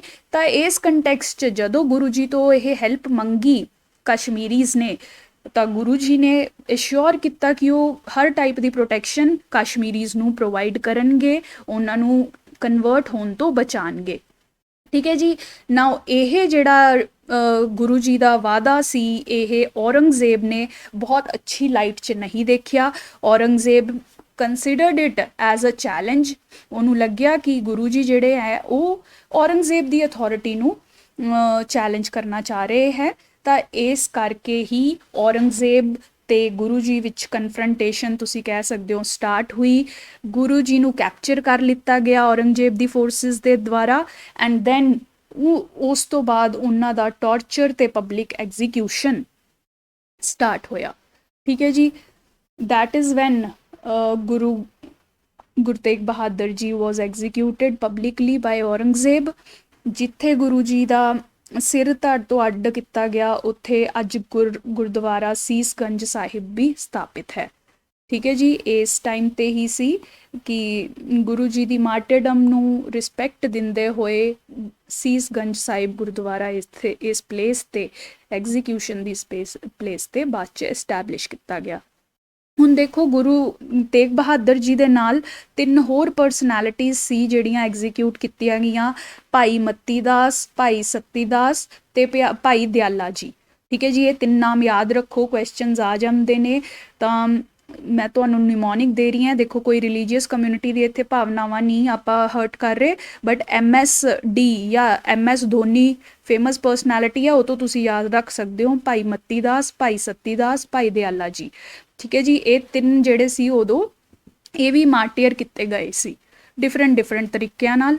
ਠੀਕ ਹੈ ਜੀ। ਕਈਆਂ ਦਿਆਲਾ ਜੀ ਨੂੰ ਬੋਇਲਿੰਗ ਵਾਟਰ ਵਿੱਚ ਪਾ ਦਿੱਤਾ ਸੀ, ਸਤੀ ਦਾਸ ਜੀ ਨੂੰ ਅਲਾਈਵ ਬਰਨਟ ਕਰ ਦਿੱਤਾ ਗਿਆ ਸੀ, ਹੈ ਨਾ ਜੀ। ਤਾਂ ਇਹ ਬਹੁਤ ਹੀ ਦੁਖਦਾਇਕ ਘਟਨਾ, ਬਟ ਇਹਨਾਂ ਦੀ ਮਾਰਟੀਅਰਡਮ ਨੂੰ ਰਿਸਪੈਕਟ ਕੀਤਾ ਜਾਣਾ ਚਾਹੀਦਾ ਹੈ ਅੱਜ ਵੀ, ਇਸ ਲਈ ਆਪਾਂ ਇਹਨਾਂ ਨੂੰ ਯਾਦ ਕਰ ਰਹੇ ਨੇ ਅੱਜ। ਠੀਕ ਹੈ ਜੀ। ਤਾਂ ਜਦੋਂ ਗੁਰੂ ਜੀ ਨੂੰ ਇੱਥੇ ਐਗਜ਼ੀਕਿਊਟ ਕੀਤਾ ਗਿਆ ਤਾਂ ਇੱਕ ਬਹੁਤ ਇੰਪੋਰਟੈਂਟ ਪਰਸਨੈਲਿਟੀ ਦੈਟ ਇਜ਼ ਭਾਈ ਜੀਵਨ ਸਿੰਘ ਜੀ, ਜਾਂ ਜਿਨ੍ਹਾਂ ਨੂੰ ਭਾਈ ਜੈਤਾ ਵੀ ਕਿਹਾ ਜਾਂਦਾ ਹੈ, ਇਹਨਾਂ ਨੇ ਗੁਰੂ ਜੀ ਦੀ ਹੈਡਲੈਸ ਬਾਡੀ ਨੂੰ, ਠੀਕ ਹੈ ਜੀ, ਹੈਡ ਗੁਰੂ ਜੀ ਦਾ ਤੇ ਬਾਡੀ ਅਲੱਗ ਕਰ ਦਿੱਤੀ ਗਈ ਸੀ ਔਰੰਗਜ਼ੇਬ ਦੀ ਫੋਰਸਿਸ ਦੁਆਰਾ। ਤਾਂ ਉਸ ਟਾਈਮ ਤੇ ਇਹ ਬਾਡੀ ਨੂੰ ਲੈ ਕੇ ਇਹ ਚੁੱਕ ਕੇ ਜੋ ਹੈ ਵਾਪਸ ਲੈ ਕੇ ਗਏ। ਇਹ ਇੱਕ ਪਲੇਸ ਤੇ ਪਹੁੰਚੇ ਜਿੱਥੇ ਕਿ ਇਸ ਬਾਡੀ ਨੂੰ ਕ੍ਰੀਮੇਟ ਕੀਤਾ ਗਿਆ। ਤਾਂ ਦੇਖੋ ਗੁਰੂ ਜੀ ਦੀ ਬਾਡੀ ਨੂੰ ਭਾਈ ਲੱਖੀ ਸ਼ਾਹ ਦੇ ਹਾਊਸ ਵਿੱਚ ਕ੍ਰੀਮੇਟ ਕੀਤਾ ਗਿਆ। ਪੂਰਾ ਦਾ ਪੂਰਾ ਘਰ ਹੀ ਲੱਖੀ ਸ਼ਾਹ ਨੇ ਆਪਦਾ ਜਲਾ ਦਿੱਤਾ ਸੀ ਇਹਨਾਂ ਦੀ ਬਾਡੀ, ਗੁਰੂ ਜੀ ਦੀ ਬਾਡੀ ਉੱਥੇ ਸਥਾਪਿਤ ਕਰਕੇ। ਠੀਕ ਹੈ ਜੀ। ਹੁਣ ਇਸੇ ਪਲੇਸ ਤੇ ਭਾਈ ਲੱਖੀ ਸ਼ਾਹ ਦਾ ਘਰ ਤੇ ਜਿੱਥੇ ਗੁਰੂ ਜੀ ਦੀ ਬਾਡੀ ਨੂੰ ਕ੍ਰੀਮੇਟ ਕੀਤਾ ਗਿਆ, ਅੱਗ ਲਗਾਈ ਗਈ, ਉੱਥੇ ਗੁਰਦੁਆਰਾ ਰਕਾਬਗੰਜ ਸਾਹਿਬ ਅੱਜ ਸਥਾਪਿਤ ਕੀਤਾ ਗਿਆ ਹੈ। ਠੀਕ ਹੈ ਜੀ, ਇਹ ਥੋੜੀ ਸਟੋਰੀ, ਇਹ ਫੈਕਟਸ ਜਿਹੜੇ ਆ ਇੰਪੋਰਟੈਂਟ ਹੈ, ਇਹ ਨਾਮ ਸਾਰੇ ਇੰਪੋਰਟੈਂਟ ਹੈ ਤੁਹਾਡੇ ਲਈ। ਭਾਈ ਜੀਵਨ ਜੈਤਾ ਸਿੰਘ ਜੀ ਕੌਣ ਸੀ, ਭਾਈ ਲੱਖੀ ਸ਼ਾਹ ਕੌਣ ਹੈ ਹਨਾ ਜੀ, ਮੱਤੀ ਦਾਸ ਜੀ, ਸੱਤੀ ਦਾਸ ਜੀ, ਦਿਆਲਾ ਜੀ, ਇਹ ਸਭ ਇੰਪੋਰਟੈਂਟ ਨੇ। ਤਾਂ ਇਹ ਜਿਹੜੀ ਇੰਨੀ ਆਪਾਂ ਫੈਕਟ ਇੱਥੇ ਡਿਸਕਸ਼ਨ ਕੀਤੀ ਹੈ, ਇਹ ਥੋੜਾ ਯਾਦ ਰੱਖੋ। ਗੁਰਦੁਆਰਾ ਸੀਸਗੰਜ ਕਿੱਥੇ ਹੈ, ਗੁਰਦੁਆਰਾ ਰਕਾਬਗੰਜ ਕਿੱਥੇ ਹੈ, ਇਹ ਸਭ ਤੇ ਕੁਐਸਚਨਸ ਬਣ ਸਕਦੇ ਨੇ, ਇਸ ਲਈ ਥੋੜੀ ਡਿਟੇਲ ਆਪਦੇ ਕੋਲ ਯਾਦ ਰੱਖਣਾ। ਠੀਕ ਹੈ ਜੀ, ਤਾਂ ਇਹ ਸੀ ਭਾਈ ਜੈਤਾ ਜੀ ਜਿਹੜੀ ਫਰਸਟ ਆਪਣੀ ਟ੍ਰਿਬਿਊਟ ਪੰਜਾਬ ਗਵਰਨਮੈਂਟ ਨੇ ਪ੍ਰੈਜ਼ੈਂਟ ਕੀਤੀ ਹੈ। ਇਸ ਬਾਰੇ ਸਾਰੀ ਸਟੋਰੀ ਗੁਰੂ ਤੇਗ ਬਹਾਦਰ ਜੀ ਨਾਲ ਰਿਲੇਟਡ ਹੈ। ਕਨਵਰਜਨਸ ਤੋਂ ਬਚਾਉਣ ਲਈ ਉਹਨਾਂ ਨੇ ਸਟੈਂਡ ਲਿੱਤਾ, ਜਿਹਦੇ ਕਰਕੇ ਔਰੰਗਜ਼ੇਬ ਨਾਲ ਉਹਨਾਂ ਦੀ ਲੜਾਈ ਛਿੜ ਪਈ। ਔਰੰਗਜ਼ੇਬ ਨੇ ਉਹਨਾਂ ਨੂੰ ਐਗਜ਼ੀਕਿਊਟ ਕਰਨ ਦਾ ਫੈਸਲਾ ਦੇ ਦਿੱਤਾ ਤੇ ਗੁਰੂ ਜੀ ਨੇ ਬਹੁਤ ਹੀ ਪੇਸ਼ੈਂਸ ਨਾਲ ਇਹ ਐਕਸੈਪਟ ਕੀਤਾ। ਜਿੱਥੇ ਗੁਰੂ ਜੀ ਨੂੰ ਐਗਜ਼ੀਕਿਊਟ ਕੀਤਾ ਗਿਆ ਉੱਥੇ ਅੱਜ ਸੀਸਗੰਜ ਗੁਰਦੁਆਰਾ ਹੈ। ਨਾਲ 3 ਲੋਕ ਗੁਰੂ ਜੀ ਦੇ ਹੋਰ ਸ਼ਰਧਾਂਜਲੀ ਨੂੰ ਪ੍ਰਾਪਤ ਹੋਏ, ਮੱਤੀ ਦਾਸ ਜੀ, ਸੱਤੀ ਦਾਸ ਜੀ, ਦਿਆਲਾ ਜੀ। ਠੀਕ ਹੈ ਜੀ, ਗੁਰੂ ਜੀ ਦਾ ਸਿਰ ਜਿਹੜਾ ਹੈ ਬੋਡੀ ਤੋਂ ਅਲੱਗ ਕਰ ਦਿੱਤਾ ਗਿਆ ਸੀ। ਉਸ ਬੋਡੀ ਨੂੰ ਜੀਵਨ ਸਿੰਘ ਜੀ ਜਾਂ ਭਾਈ ਜੈਤਾ ਸਿੰਘ ਜੀ ਨੇ ਚੁੱਕ ਕੇ ਲਿਆਇਆ, ਜਿੱਥੇ ਕਿ ਭਾਈ ਲੱਖੀ ਸ਼ਾਹ ਦੇ ਘਰ ਵਿੱਚ ਲਿਆਤੀ ਗਈ, ਜਿੱਥੇ ਉਹਨੂੰ ਕ੍ਰੀਮੇਟ ਕੀਤਾ ਗਿਆ। ਐਂਡ ਉੱਥੇ ਅੱਜ ਗੁਰਦੁਆਰਾ ਰਕਾਬਗੰਜ ਸਾਹਿਬ ਪਾਇਆ ਜਾਂਦਾ ਹੈ। ਠੀਕ ਹੈ ਜੀ, ਇਹ ਸਾਰੀ ਡਿਟੇਲਸ ਜਿਹੜੀਆਂ ਤੁਸੀਂ ਕਰ ਸਕਦੇ ਹੋ, ਬਹੁਤ ਹੀ ਇੰਪੋਰਟੈਂਟ ਹੈ ਐਗਜ਼ਾਮ ਪਰਸਪੈਕਟਿਵ ਤੋਂ। ਹੁਣ ਆ ਸੈਕਿੰਡ ਜਿਹੜੀ ਅੱਜ ਟ੍ਰਿਬਿਊਟ ਪੰਜਾਬ ਗਵਰਨਮੈਂਟ ਨੇ ਪ੍ਰੈਜ਼ੈਂਟ ਕੀਤੀ ਹੈ, ਬਾਬਾ ਅਜੀਤ ਸਿੰਘ ਜੀ, ਬਾਬਾ ਜੁਝਾਰ ਸਿੰਘ ਜੀ ਨੂੰ ਕੀਤੀ ਗਈ ਨੇ, ਐਲਡਰ ਸਾਹਿਬਜ਼ਾਦਾਜ਼ ਆਫ 10ਵੇਂ ਗੁਰੂ ਗੋਬਿੰਦ ਸਿੰਘ ਜੀ, ਕਿਉਂਕਿ ਉਹਨਾਂ ਨੇ ਬੈਟਲ ਆਫ ਚਮਕੌਰ 'ਚ ਕਾਫੀ ਸਿਗਨੀਫਿਕੈਂਟ ਰੋਲ ਪਲੇ ਕੀਤਾ ਸੀ। ਠੀਕ ਹੈ ਜੀ, ਇਸੇ ਲਈ ਆਪਾਂ ਇਹਦੀਆਂ ਡਿਟੇਲਸ ਡਿਸਕਸ ਕਰ ਲੈਂਦੇ ਹਾਂ। ਬੈਟਲ ਆਫ ਚਮਕੌਰ ਕਿਆ ਹੈ, ਇਹਨਾਂ ਦਾ ਰੋਲ ਕਿਆ ਸੀ, ਗੁਰੂ ਗੋਬਿੰਦ ਸਿੰਘ ਜੀ ਦੇ ਨਾਲ ਰਿਲੇਟਡ ਡਿਟੇਲਸ, ਇਹ ਸਭ ਆਪਾਂ ਇੱਥੇ ਡਿਸਕਸ ਕਰ ਲੈਂਦੇ ਹਾਂ। ਤਾਂ ਬਰੀਫਲੀ ਦੇਖੋ, ਬੈਟਲ ਆਫ ਚਮਕੌਰ ਕਿਆ ਸੀ। 1704 'ਚ ਇਹ ਬੈਟਲ ਲੜੀ ਗਈ ਸੀ, 3 ਦਿਨ ਲਈ ਲੜੀ ਗਈ ਸੀ ਬਿਟਵੀਨ ਖਾਲਸਾ ਆਫ ਗੁਰੂ ਗੋਬਿੰਦ ਸਿੰਘ ਜੀ, ਇੱਕ ਸਾਈਡ ਤੇ ਗੁਰੂ ਗੋਬਿੰਦ ਸਿੰਘ ਜੀ ਤੇ ਉਹਨਾਂ ਦੀ ਖਾਲਸਾ ਫੋਰਸਿਸ ਥੀ, ਤੇ ਦੂਸਰੀ ਸਾਈਡ ਤੇ ਮੁਗਲ ਤੇ ਰਾਜਪੂਤ ਇਕੱਠੇ ਸੀ, ਰਾਜਪੂਤ ਹਿਲ ਚੀਫਟਨਸ। ਠੀਕ ਹੈ ਜੀ, ਇਹ ਯਾਦ ਰੱਖਣਾ ਹੈ ਆਪਾਂ। ਤਾਂ ਦੇਖੋ, ਜੋ ਗੁਰੂ ਗੋਬਿੰਦ ਸਿੰਘ ਜੀ ਦੀ ਫੋਰਸ ਸੀ ਉਹ ਬਹੁਤ ਹੀ ਲਿਮਿਟਿਡ ਸੀ, ਤੁਸੀਂ ਕਹਿ ਸਕਦੇ ਹੋ। ਸਿਰਫ ਇਹ 40 ਤੋਂ 50 ਲੋਕ ਜਿਹੜੇ ਨੇ ਫਾਈਟ ਕਰ ਰਹੇ ਸੀ, ਜਦਕਿ ਮੁਸਲਿਮ ਤੇ ਰਾਜਪੂਤਸ ਦੀ ਫੋਰਸ ਜਿਹੜੀ ਹੈ 1000 ਲੋਕਾਂ ਦੀ ਬਣੀ ਸੀ। ਸਟਿਲ ਇਹ ਜਿਹੜੇ ਹੈ ਕਨਕਲੂਸਿਵ ਡਿਫੀਟ ਨਹੀਂ ਪ੍ਰੈਜ਼ੈਂਟ ਕਰ ਪਾਏ ਸੀ। ਠੀਕ ਹੈ ਜੀ, ਤਾਂ ਥੋੜਾ ਬੈਕਗਰਾਉਂਡ ਦੇਖ ਲੈਂਦੇ ਹਾਂ ਕਿ ਇਹ ਸਭ ਸ਼ੁਰੂ ਹੀ ਕਿਵੇਂ ਹੋਇਆ, ਇਸ ਕੰਡੀਸ਼ਨ ਤੱਕ ਪਹੁੰਚੇ ਹੀ ਕਿਉਂ ਕਿ ਇਹ ਬੈਟਲ ਹੋਵੇ। ਠੀਕ ਹੈ, ਹੁਣੇ ਜਿਵੇਂ ਆਪਾਂ ਡਿਸਕਸ ਕੀਤਾ ਕਿ ਗੁਰੂ ਤੇਗ ਬਹਾਦਰ ਜੀ ਨੂੰ ਮਾਰਟਰਡਮ ਦਿੱਤੀ ਗਈ ਸੀਗੀ ਔਰੰਗਜ਼ੇਬ ਦੇ ਦੁਆਰਾ। ਇਸ ਤੋਂ ਬਾਅਦ ਗੁਰੂ ਗੋਬਿੰਦ ਸਿੰਘ ਜੀ ਨੂੰ ਇਹ ਸਮਝ ਆ ਗਿਆ, ਇਹ 9th ਗੁਰੂ ਸੀ, ਇਹਨਾਂ ਦੇ ਬੇਟੇ ਜੋ 10th ਗੁਰੂ ਬਣੇ ਲੇਟਰ ਗੁਰੂ ਗੋਬਿੰਦ ਸਿੰਘ ਜੀ, ਉਹਨਾਂ ਨੂੰ ਸਮਝ ਆ ਗਿਆ ਕਿ ਬਾਕੀ ਸਿੱਖ ਕੌਮ ਦੀ, ਬਾਕੀ ਲੋਕਾਂ ਦੀ ਪ੍ਰੋਟੈਕਸ਼ਨ ਲਈ ਇੱਕ ਵਾਰੀਅਰ ਫੋਰਸ ਦੀ ਬਹੁਤ ਜ਼ਰੂਰਤ ਹੈ। ਤਾਂ ਇਸੇ ਲਈ ਉਹਨਾਂ ਨੇ ਖਾਲਸਾ ਦੀ ਸਥਾਪਿਤ ਕੀਤੀ, ਜਿੱਥੇ ਟ੍ਰੇਨਡ ਸਿੱਖਸ ਸੀ, ਜੋ ਕਿ ਸਿਰਫ ਸਿੱਖ ਧਰਮ ਦੀ ਹੀ ਨਹੀਂ ਬਟ ਇਨਸਾਨੀਅਤ ਦੀ ਵੀ ਪ੍ਰੋਟੈਕਸ਼ਨ ਕਰ ਸਕਣ। ਅਗਰ ਕਿਸੇ ਵੀ ਇਨਸਾਨ ਤੇ ਰਿਗਾਰਡਲੈਸ ਆਫ ਰਿਲੀਜਨ, ਹਿੰਦੂ, ਸਿੱਖ, ਮੁਸਲਮਾਨ ਕੋਈ ਵੀ ਹੋ, ਅਗਰ ਉਹ ਤੇ ਐਟਰੋਸਿਟੀਜ਼ ਹੋ ਰਹੀਆਂ ਹੈ ਤਾਂ ਇਹ ਖਾਲਸਾ ਫੋਰਸ ਹੈ ਜਿਹੜੀ ਕਿ ਐਜ਼ ਅ ਪ੍ਰੋਟੈਕਟਰ ਐਕਟ ਕਰੂਗੀ। ਠੀਕ ਹੈ ਜੀ, ਇਹ ਯਾਦ ਰੱਖਣਾ ਹੈ ਕਿ ਇਹ ਸਿੱਖਸ ਲਈ ਨਹੀਂ ਬਣੀ ਸੀ, ਇਹ ਹਿਊਮੈਨਿਟੀ ਨੂੰ ਪ੍ਰੋਟੈਕਟ ਕਰਨ ਲਈ ਬਣੀ ਸੀ, ਹਿਊਮਨ ਰਾਈਟਸ ਨੂੰ ਪ੍ਰੋਟੈਕਟ ਕਰਨ ਲਈ ਬਣੀ ਸੀ।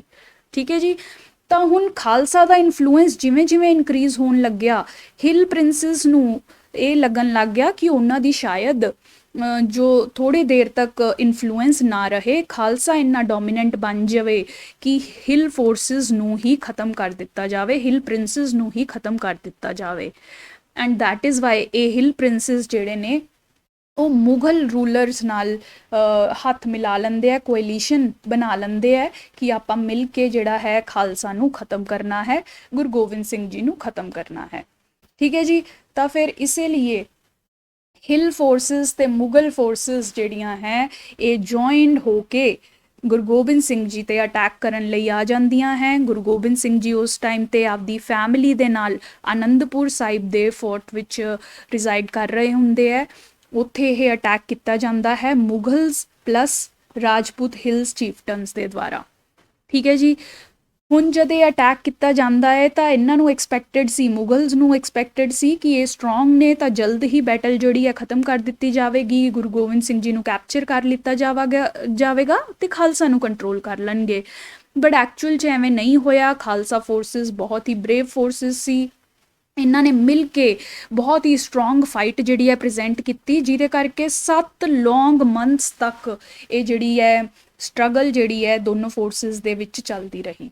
ਠੀਕ ਹੈ ਜੀ। ਇੱਕ ਛੋਟੇ ਜਿਹੇ ਫੋਰਸ ਵਿੱਚ ਇੱਕ ਛੋਟੇ ਜਿਹੇ ਫੋਰਟ ਵਿੱਚ ਛੋਟੀ ਜਿਹੀ ਫੋਰਸ ਦੇ ਨਾਲ ਇੱਕ ਪਾਸੇ ਗੁਰੂ ਗੋਬਿੰਦ ਸਿੰਘ ਜੀ ਸੀ, ਦੂਜੇ ਪਾਸੇ strong Mughal army with Rajput army C. Still ਉਹ ਜਿਹੜੇ ਹੈ ਗੁਰੂ ਜੀ ਦੀ ਆਰਮੀ ਗੁਰੂ ਜੀ ਨੂੰ ਨਹੀਂ ਡਿਫੀਟ ਕਰ ਪਾਏ।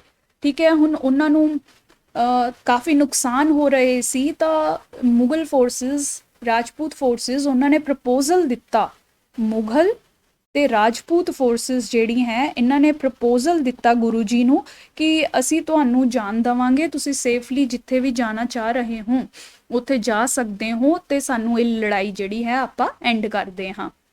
ਹੁਣ ਦੇਖੋ ਗੁਰੂ ਜੀ ਨੇ ਇਹ ਪ੍ਰਪੋਜ਼ਲ ਐਕਸੈਪਟ ਕਰ ਲਿਆ।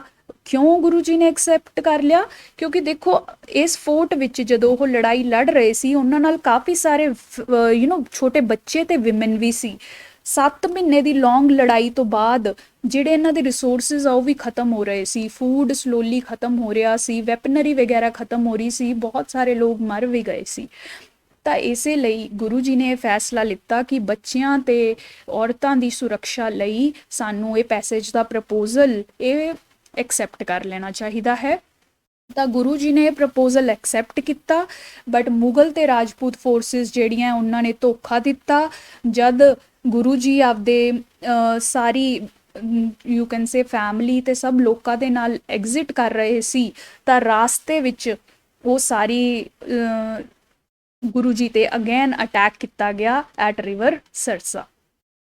ਠੀਕ ਹੈ ਜੀ। ਸੇਫ ਪੈਸੇਜ ਦਾ ਇਹਨਾਂ ਨੇ ਪ੍ਰਪੋਜ਼ਲ ਦਿੱਤਾ ਬਟ ਖੁਦ ਹੀ ਇਹਨਾਂ ਨੇ ਬੈਕਫਾਇਰ ਕੀਤਾ, ਖੁਦ ਹੀ ਬੈਕ ਸਟੈਬ ਕੀਤਾ ਗੁਰੂ ਜੀ ਨੂੰ ਉਹਨਾਂ ਤੇ ਅਟੈਕ ਕਰਕੇ ਐਟ ਰਿਵਰ ਸਰਸਾ। ਠੀਕ ਹੈ ਜੀ। ਇੱਥੇ ਦੇਖੋ ਕਿ ਬਹੁਤ ਸਾਰੇ ਸਿੱਖਸ ਗੁਰੂ ਜੀ ਨਾਲ ਆਲਰੇਡੀ ਇਸ ਟਾਈਮ ਤੱਕ ਜੁੜ ਚੁੱਕੇ ਸੀ। 400 ਸਟਰੋਂਗ ਸਿੱਖਸ ਦੀ ਫੋਰਸ ਜਿਹੜੀ ਹੈ ਇਹਨਾਂ ਨੇ ਮੁਗਲ ਤੇ ਰਾਜਪੂਤ ਆਰਮੀ ਨੂੰ ਫਾਈਟ ਕੀਤਾ। ਇਹਨਾਂ ਨੇ ਗੁਰੂ ਜੀ ਦੇ ਸੇਫ ਐਗਜ਼ਿਟ ਲਈ ਪੈਸੇਜ ਅਲਾਉ ਕੀਤਾ ਤਾਂ ਗੁਰੂ ਜੀ ਆਪਦੇ 2 ਐਲਡਰ ਸਨਸ ਨਾਲ ਜਿਨ੍ਹਾਂ ਦਾ ਨਾਮ ਸੀ ਅਜੀਤ ਸਿੰਘ ਜੀ ਐਂਡ ਜੁਝਾਰ ਸਿੰਘ ਜੀ, ਇਹਨਾਂ ਨੂੰ ਲੈ ਕੇ ਸੇਫਲੀ ਰਿਵਰ ਦੇ ਅਕ੍ਰੋਸ ਚਲੇ ਗਏ। ਬਟ ਇਸ ਜਗ੍ਹਾ ਤੇ ਇੱਕ ਹੋਰ ਇੰਪੋਰਟੈਂਟ ਇਵੈਂਟ ਹੋਇਆ ਜੋ ਗੁਰੂ ਜੀ ਆਪਣੀ ਪੂਰੀ ਫੈਮਿਲੀ ਨਾਲ ਹਜੇ ਤੱਕ ਸੀਗੇ ਇਸ ਇਵੈਂਟ ਤੱਕ। ਬਟ ਇਸ ਰਿਵਰ ਸਰਸਾ ਤੇ ਜਦ ਇਹ ਕਨਫਰੰਟੇਸ਼ਨ ਸ਼ੁਰੂ ਹੋਈ ਤਾਂ ਗੁਰੂ ਜੀ ਤੇ ਐਲਡਰ ਸਨਸ ਤਾਂ ਸੇਫਲੀ ਐਗਜ਼ਿਟ ਕਰ ਗਏ ਬਟ ਉਹ ਆਪਦੀ ਕੁਝ ਫੈਮਿਲੀ ਮੈਂਬਰਸ ਤੋਂ ਸੈਪਰੇਟ ਹੋ ਗਏ, ਜਿਸ 'ਚ ਗੁਰੂ ਜੀ ਦੀ ਮਾਤਾ ਜੀ ਮਾਤਾ ਗੁਜਰੀ ਤੇ ਨਾਲ ਉਹਨਾਂ ਦੇ 2 ਛੋਟੇ ਸਾਹਿਬਜ਼ਾਦੇ ਯਾਨੀ ਕਿ ਜੋਰਾਵਰ ਸਿੰਘ ਜੀ ਤੇ ਫਤਿਹ ਸਿੰਘ ਜਿਹੜੇ ਹੈ ਉਹ ਸੈਪਰੇਟ ਹੋ ਗਏ। ਠੀਕ ਹੈ ਜੀ। ਇਹ ਸੀ ਇਵੈਂਟ ਤੇ ਸੈਪਰੇਸ਼ਨ ਹੋਈ ਸੀ। ਇਹ ਵੀ ਬਹੁਤ ਇੰਪੋਰਟੈਂਟ ਇਵੈਂਟ ਹੈ ਤੁਹਾਡੇ ਲਈ। ਠੀਕ ਹੈ ਜੀ। ਇਹ ਆਪਾਂ ਨੂੰ ਪਤਾ ਹੀ ਹੈ ਕਿ ਇਹ 2 ਜਿਹੜੇ ਸਾਹਿਬਜ਼ਾਦੇ ਸੀ ਇਹ ਬਾਅਦ 'ਚ ਕੈਪਚਰ ਕਰ ਲਿੱਤੇ ਜਾਂਦੇ ਨੇ by governor of Sirhind. Wazir Khan governor ਸੀਗਾ। ਇਹ ਗਵਰਨਰ ਜਿਹੜਾ ਹੈ ਇਹਨਾਂ 2 ਸਾਹਿਬਜ਼ਾਦਿਆਂ ਨੂੰ ਕੈਪਚਰ ਕਰ ਲੈਂਦਾ ਹੈ, ਉਹਨਾਂ ਨੂੰ ਕਨਵਰਟ ਹੋਣ ਲਈ ਕਹਿੰਦਾ ਇਸਲਾਮ ਵਿੱਚ। ਜਦੋਂ ਇਹ ਮਨਾ ਕਰ ਦਿੰਦੇ ਹੈ ਤਾਂ ਉਹਨਾਂ ਨੂੰ ਬ੍ਰਿਕ ਵਾਲ 'ਚ ਜਿੰਦਿਆਂ ਜੀ ਚਿਣਵਾ ਦਿੱਤਾ ਗਿਆ ਸੀ। ਠੀਕ ਹੈ ਜੀ। ਇਸ ਇਵੈਂਟ ਤੋਂ ਬਾਅਦ ਇਹ important mode you can say Guru Gobind Singh ji ਦੀ ਲਾਈਫ 'ਚ ਪਰਸਨਲ ਲਾਈਫ 'ਚ ਆਇਆ ਸੀ। ਠੀਕ ਹੈ ਜੀ। ਤਾਂ ਰਿਵਰ ਸਰਸਾ ਤੇ ਜਿਹੜੀ ਲੜਾਈ ਹੋਈ ਇਸ ਤੇ ਗੁਰੂ ਜੀ ਨੂੰ ਸੇਫ ਪੈਸੇਜ ਮਿਲ ਜਾਂਦਾ ਹੈ ਤਾਂ ਉਹ ਰਿਵਰ ਦੇ ਅਕ੍ਰੋਸ ਚਲੇ ਜਾਂਦੇ ਹੈ। ਚਮਕੌਰ ਨਾਮ ਦੀ ਇੱਕ ਪਲੇਸ ਤੇ ਜਾ ਕੇ ਓਪਨ ਕੈਂਪ ਐਸਟੈਬਲਿਸ਼ ਕਰਦੇ ਹੈ। ਉੱਥੇ ਇੱਕ ਮੱਡ ਹਾਊਸ 'ਚ ਇੱਕ ਮੱਡ ਦੀ ਹਵੇਲੀ ਬਣੀ ਹੁੰਦੀ ਆ, ਤੁਸੀਂ ਪਿਕਚਰ 'ਚ ਦੇਖ ਸਕਦੇ ਹੋ। ਥੋੜਾ ਬੈਕਗਰਾਉਂਡ 'ਚ ਤੁਹਾਨੂੰ ਸ਼ਾਇਦ ਥੋੜਾ ਸਮਝ ਆ ਰਿਹਾ ਹੋਵੇ ਤਾਂ ਜਿਹੜਾ ਮੱਡ ਦੀ ਹਵੇਲੀ ਬਣੀ ਹੁੰਦੀ ਹੈ ਇੱਥੇ ਆਪਦੇ ਆਪ ਨੂੰ ਸਟੇਸ਼ਨ ਕਰ ਲੈਂਦੇ ਹੈ ਗੁਰੂ ਗੋਬਿੰਦ ਸਿੰਘ ਜੀ ਤੇ ਇੱਥੇ ਉਹ ਆਪਦੇ ਬੇਟਿਆਂ ਨਾਲ ਤੇ ਬਾਕੀ ਖਾਲਸਾ ਫੋਰਸਿਸ ਦੇ ਨਾਲ ਅਗੇਨ ਮੁਗਲ ਤੇ ਰਾਜਪੂਤ ਫੋਰਸਿਸ ਦਾ ਸਾਹਮਣਾ ਕਰਦੇ ਨੇ। ਠੀਕ ਹੈ ਜੀ। ਅਗੇਨ ਇਹ ਮੱਡ ਹਵੇਲੀ ਦੇ ਬਾਹਰ ਲੜਾਈ ਹੁੰਦੀ ਹੈ। ਚਮਕੌਰ ਦੀ ਬੈਟਲ ਜਿਹੜੀ ਆਪਾਂ ਕਹਿ ਰਹੇ ਹਾਂ 21 ਦਸੰਬਰ ਨੂੰ ਸਟਾਰਟ ਹੋ ਜਾਂਦੀ ਹੈ। 21 ਦਸੰਬਰ ਨੂੰ ਸਟਾਰਟ ਹੋ ਜਾਂਦੀ ਹੈ ਬੈਟਲ। ਬਹੁਤ ਸਾਰੇ ਜੋ ਖਾਲਸਾ ਸੋਲਜਰਸ ਨੇ ਉਹ ਸ਼ਹਾਦਤ ਨੂੰ ਪ੍ਰਾਪਤ ਹੁੰਦੇ ਨੇ। ਈਵਨ ਗੁਰੂ ਗੋਬਿੰਦ ਸਿੰਘ ਜੀ ਦੇ 2 ਐਲਡਰ ਸਨਸ ਜਿਹੜੇ ਨੇ ਅਜੀਤ ਸਿੰਘ ਜੀ ਤੇ ਜੁਝਾਰ ਸਿੰਘ ਜੀ, ਉਹਨਾਂ ਨੇ ਵੀ ਇੱਥੇ ਹੀ ਆਪਦੀ ਮਾਰਟੀਰਡਮ ਬੈਟਲ ਆਫ ਚਮਕੌਰ ਦੇ ਅੰਡਰ ਉਹਨਾਂ ਨੂੰ ਦੇਣੀ ਪੈਂਦੀ ਹੈ। ਠੀਕ ਹੈ ਜੀ। ਤਾਂ ਇਸ ਤੋਂ ਬਾਅਦ ਜੋ ਗੁਰੂ ਜੀ ਹੈ ਉਹ ਸੇਫ ਪਲੇਸ ਦੀਨਾ ਤੇ ਐਸਕੇਪ ਕਰਦੇ ਆ। ਦੇਖੋ ਖਾਲਸਾ ਫੋਰਸਿਸ ਦੀ ਇੱਕ oath ਹੁੰਦੀ ਸੀ ਉਸ ਟਾਈਮ ਤੇ ਕਿ ਜਦ ਉਹ ਖਤਰੇ 'ਚ ਦੇਖਣਗੇ ਗੁਰੂ ਜੀ ਨੂੰ, ਤਾਂ ਜਿਹੜੇ 5 ਡਿਸਾਈਪਲਸ ਨੇ ਉਹ ਜੋ ਐਡਵਾਈਸ ਦੇਣਗੇ ਗੁਰੂ ਜੀ ਨੂੰ ਉਹ ਫੋਲੋ ਕਰਨੀ ਹੋਊਗੀ। ਤਾਂ ਇਸ ਟਾਈਮ ਤੇ ਬੈਟਲ ਆਫ ਚਮਕੌਰ ਦੇ ਅੰਦਰ ਜਦ ਦੇਖਿਆ ਗਿਆ ਕਿ ਸਾਰੇ ਲੋਕ ਜਿਹੜੇ ਆ ਸ਼ਰਧਾਂਜਲੀ ਨੂੰ ਪ੍ਰਾਪਤ ਹੋ ਗਏ ਸੀ, ਸਿਰਫ 11 ਸਿੱਖਸ ਪਿੱਛੇ ਰਹਿ ਗਏ ਸੀ ਜਿਹੜੇ ਕਿ ਫਾਈਟ ਲੜ ਰਹੇ ਸੀ, ਤਾਂ ਉਸ ਟਾਈਮ ਤੇ ਇਹਨਾਂ ਨੇ ਖਾਲਸਾ ਸੋਲਜਰਸ ਨੇ ਗੁਰੂ ਜੀ ਨੂੰ ਕਿਹਾ ਕਿ ਤੁਸੀਂ ਸੇਫ ਜਗ੍ਹਾ ਤੇ ਆਪਦੀ ਪੋਜੀਸ਼ਨ ਲਓ ਤੇ ਅਸੀਂ ਮੁਗਲ ਫੋਰਸਿਸ ਨੂੰ ਫੇਸ ਕਰਾਂਗੇ। ਤਾਂ ਉਸ ਟਾਈਮ ਤੇ ਗੁਰੂ ਜੀ ਜਿਹੜੇ ਹੈ ਐਸਕੇਪ ਕਰਦੇ ਨੇ ਚਮਕੌਰ ਤੋਂ ਤੇ ਦੀਨਾ ਪਹੁੰਚ ਜਾਂਦੇ ਨੇ। ਠੀਕ ਹੈ ਜੀ। ਤਾਂ ਇਹ ਪੂਰੀ ਬੈਟਲ ਆਫ ਚਮਕੌਰ ਸੀ 21 ਦਸੰਬਰ ਤੋਂ ਸ਼ੁਰੂ ਹੋਈ ਜਦ ਚਮਕੌਰ ਵਿੱਚ ਗੁਰੂ ਜੀ ਨੇ ਆਪਦਾ ਕੈਂਪ ਐਸਟੈਬਲਿਸ਼ ਕੀਤਾ। ਗੁਰੂ ਜੀ ਆਪਦੇ 2 ਸਨਸ ਨਾਲ ਖਾਲਸਾ ਸਿੱਖਸ ਨਾਲ ਮੁਗਲ ਤੇ ਰਾਜਪੂਤ ਫੋਰਸਿਸ ਨੂੰ ਫੇਸ ਕਰਦੇ ਨੇ ਤੇ ਹੌਲੀ ਹੌਲੀ ਬਹੁਤ ਬਰੇਵਲੀ ਜਿਹੜੀਆਂ ਇਹ ਫੋਰਸਿਸ ਜਿਹੜੀਆਂ ਇਹ ਫੇਸ ਕਰਦੀਆਂ ਨੇ ਮੁਗਲਸ ਤੇ ਰਾਜਪੂਤ ਨੂੰ। ਬਟ ਹੌਲੀ ਹੌਲੀ ਖਾਲਸਾ ਸੋਲਜਰਸ ਅਜੀਤ ਸਿੰਘ ਜੀ ਜੁਝਾਰ ਸਿੰਘ ਜੀ ਜਿਹੜੇ ਹੈ ਉਹ ਮਾਰਟੀਰਡਮ ਨੂੰ ਪ੍ਰਾਪਤ ਹੋ ਜਾਂਦੇ ਨੇ। ਇਸੇ ਲਈ ਗੁਰੂ ਗੋਬਿੰਦ ਸਿੰਘ ਜੀ ਨੂੰ ਐਸਕੇਪ ਕਰਕੇ ਦੀਨਾ ਵਿੱਚ ਸ਼ਰਨ ਲੈਣੀ ਪੈਂਦੀ ਹੈ।